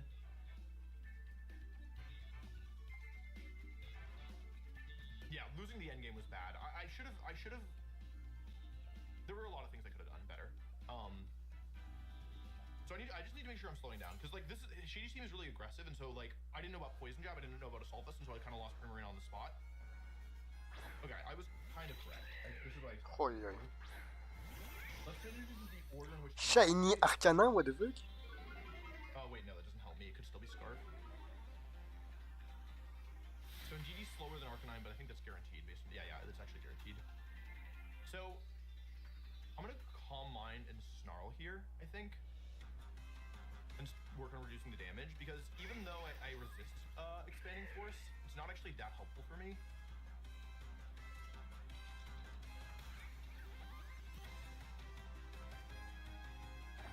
He's gonna Terra. That's gonna be Psychic right away on the Braviary.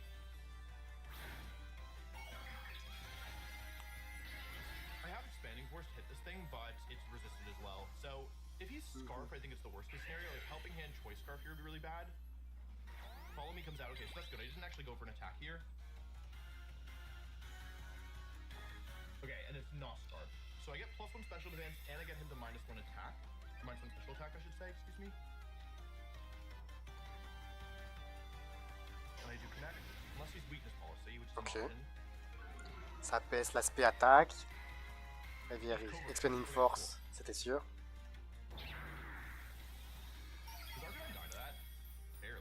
Wait, also I'm +1. Oh my god. That's not good. Oh, chat, I think I'm actually just cooked. Wait, I think I'm in huge trouble here. Est-ce qu'il peut gagner? That did so much damage. That did so much damage.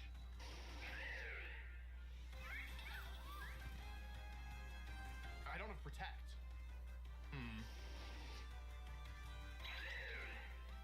The issue is if I Baton Pass, I think I'm screwed.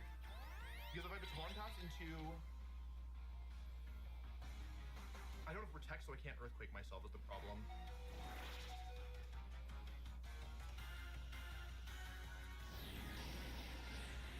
Est-ce qu'il se tue? If I Fire Terra, I might have found a way back into this. Okay, you know what I need to do? I need to assume this Indeedee is max special defense, because I don't think there's a chance in at all. Oh, and I have to deal with Sneasler at the end of this too. Hold on a second.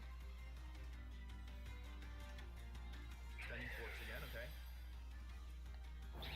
Il est dans le mal, mais beaucoup là. But I actually don't know if I'm gonna be able to. Like honestly, I don't think I'm gonna be able to.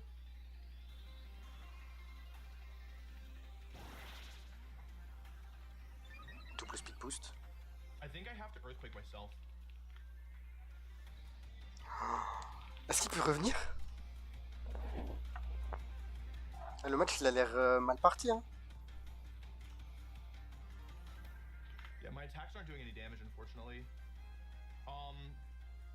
Because I don't have Protect on a spot throw, I can't go Protect plus Earthquake, so I think I'm actually in really major trouble here. So I go into Mamo here. What are my options? I should have had Dark Terra, I guess. If I had Dark Terra, this would be different. I think genuinely my best option here is Expanding Force and Earthquake, but the problem is Indeedee could be faster, but I think given how little my attacks have been doing, I think I just have to assume that it's not faster. So, I don't like this play. At all. For what it's worth. Est-ce que ça va passer? C'est ça la question, c'est est-ce que ça passe? I think I have to Earthquake myself. It's the only way I can see. He could Protect here, by the way, which would be devastating. Hashtag Devastating Drake. He switches out. Okay, that's not good no matter what's coming in for me. Oh, he cut my Earthquake in half. Oh, he boomed me. Oh no, and in a worst case scenario here? Oh no, I'm gonna KO myself? That did a lot. I'm faster than the Braviary, which is good. But yeah, because he cut the power in half, he survived. I didn't even think about that. He completely got me. And unless, actually, no matter what happens here, I think I just lose. Expanding Force, I'm not taking this. Tell you that much. I think this is gonna be a 4-0. I don't think I'm killing him on here. He completely destroyed me. This Thwacky's slower than my Mamoswine, though. Is there any way that I can turn this around?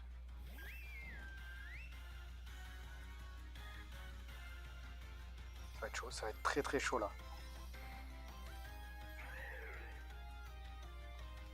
Like, the more threatening Pokemon here is the Mamoswine. Is there any way at all that I can turn this around? Because no matter what's in the back, I think I'm in huge trouble. I think I'm gonna get 4-0'd. No, really, really well played to him. I didn't even think about Grassy Terrain coming in there. It's because I didn't have Protect. Yeah, he's gonna have Grassy Glide almost certainly.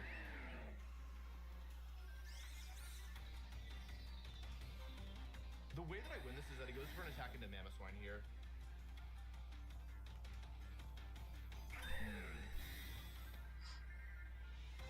Let's Protect. Okay, Glide.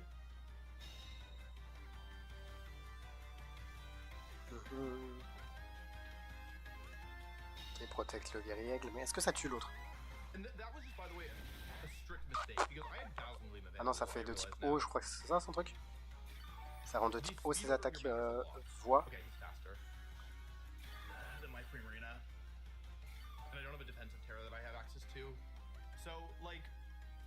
Okay, I don't think that I ever, like, I could have gleamed is the thing. I could have gleamed and then gone for Stellar Terra Ice Shard.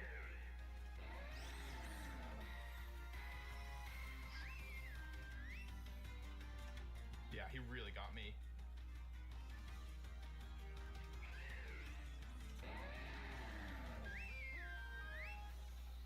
I just don't really see a way to win this, is the truth. Okay, technically I do see one way. If he lives with like 10, but I don't think this is gonna do enough damage. I needed to Gleam last turn. I would just kind of move too quickly. Okay, he stays in. So, qu'est-ce qui va se passer? If he lives with like a few percent, then it's just a technical error, but I don't think that Stellar Terra Ice Shard plus Dazzling Gleam, like, he can double attack my Mamoswine this turn, and there's kind of no good counterplay to it. Let's see if this would have KO'd. No, I don't think the difference was with the Gleam damage. He's gonna go for Glide here. Yeah, really well played to Shady. I think I might. Waouh, Shady, le monstrueux. Yeah, really well played and well prepped. Really well done. Challenge comes out. Okay, cool. Talon qui part. Well, okay. You know what? Oh wait, no, because I used my Terra. Okay. Moi, c'est pas un 4-0.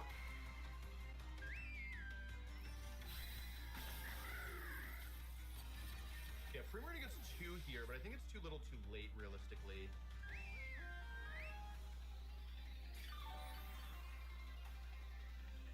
Parce que vu qu'il y a la Tailwind, les autres ils vont être plus rapides que le Primarina. Et je pense pas. Ouais, non. C'est fini. Poison Jab, Cringe Gambit. Yeah, and that was really nice, by the way, because if I hadn't Terra'd my Mamoswine. Yeah, I knew the gambit was going to be hard. If I hadn't Terra'd my Mamoswine, then I was still pinned here, right? Because he can go for both Psychic and Poison Jab. So yeah, really smart tail in there. Because, I mean, I was never going to be able to win this, to be honest, once I went down to my last 2, I think. I needed, if I kept Mamoswine alive, like, I was 1 Earthquake away from being able to KO both these mons, but he played really, really well to make it so it wasn't really easy for me. I knew Braviary was going to be a problem, but Covert Glue was a really smart bring. Do I have any outs here? I don't, right? Is there any way out of this? Like, if I get triple Protect, I still can't win, right? Nah, je pense que c'est fini là. Yeah, GG. Because I died at the double up, so I think this is the right move from my end. Really well played from Shady. Well prepped as well. Putain, il a bien fait tout. Shady, il a été monstrueux. Yeah, I think this is a good lesson, just to remind myself that, like, in game 1, I tried to play to a 100% win condition. No, I didn't. I think I didn't take a high enough odds win condition by going for Draco Meteor. Like, I gave myself a 10% chance to miss when I had other options. Yeah. Let me tell him GG's. Putain, c'est dommage. Ça fait deuxième lose. Yeah, I think that I probably needed to win game 1 there because. Ouais, c'est vrai que la game 1, elle l'a un peu mis dans le mal, quoi. I guess I just assumed that a Spother with Calm Mind Up would take the Expanding Force better. And I think Bon. because of. C'est pas grave. Bon, sur ce, les gars, j'espère que vous avez apprécié. Je vous dis passez une bonne journée, une bonne soirée. Je vous dis à toutes. Bisous, ciao. Bisous, ciao.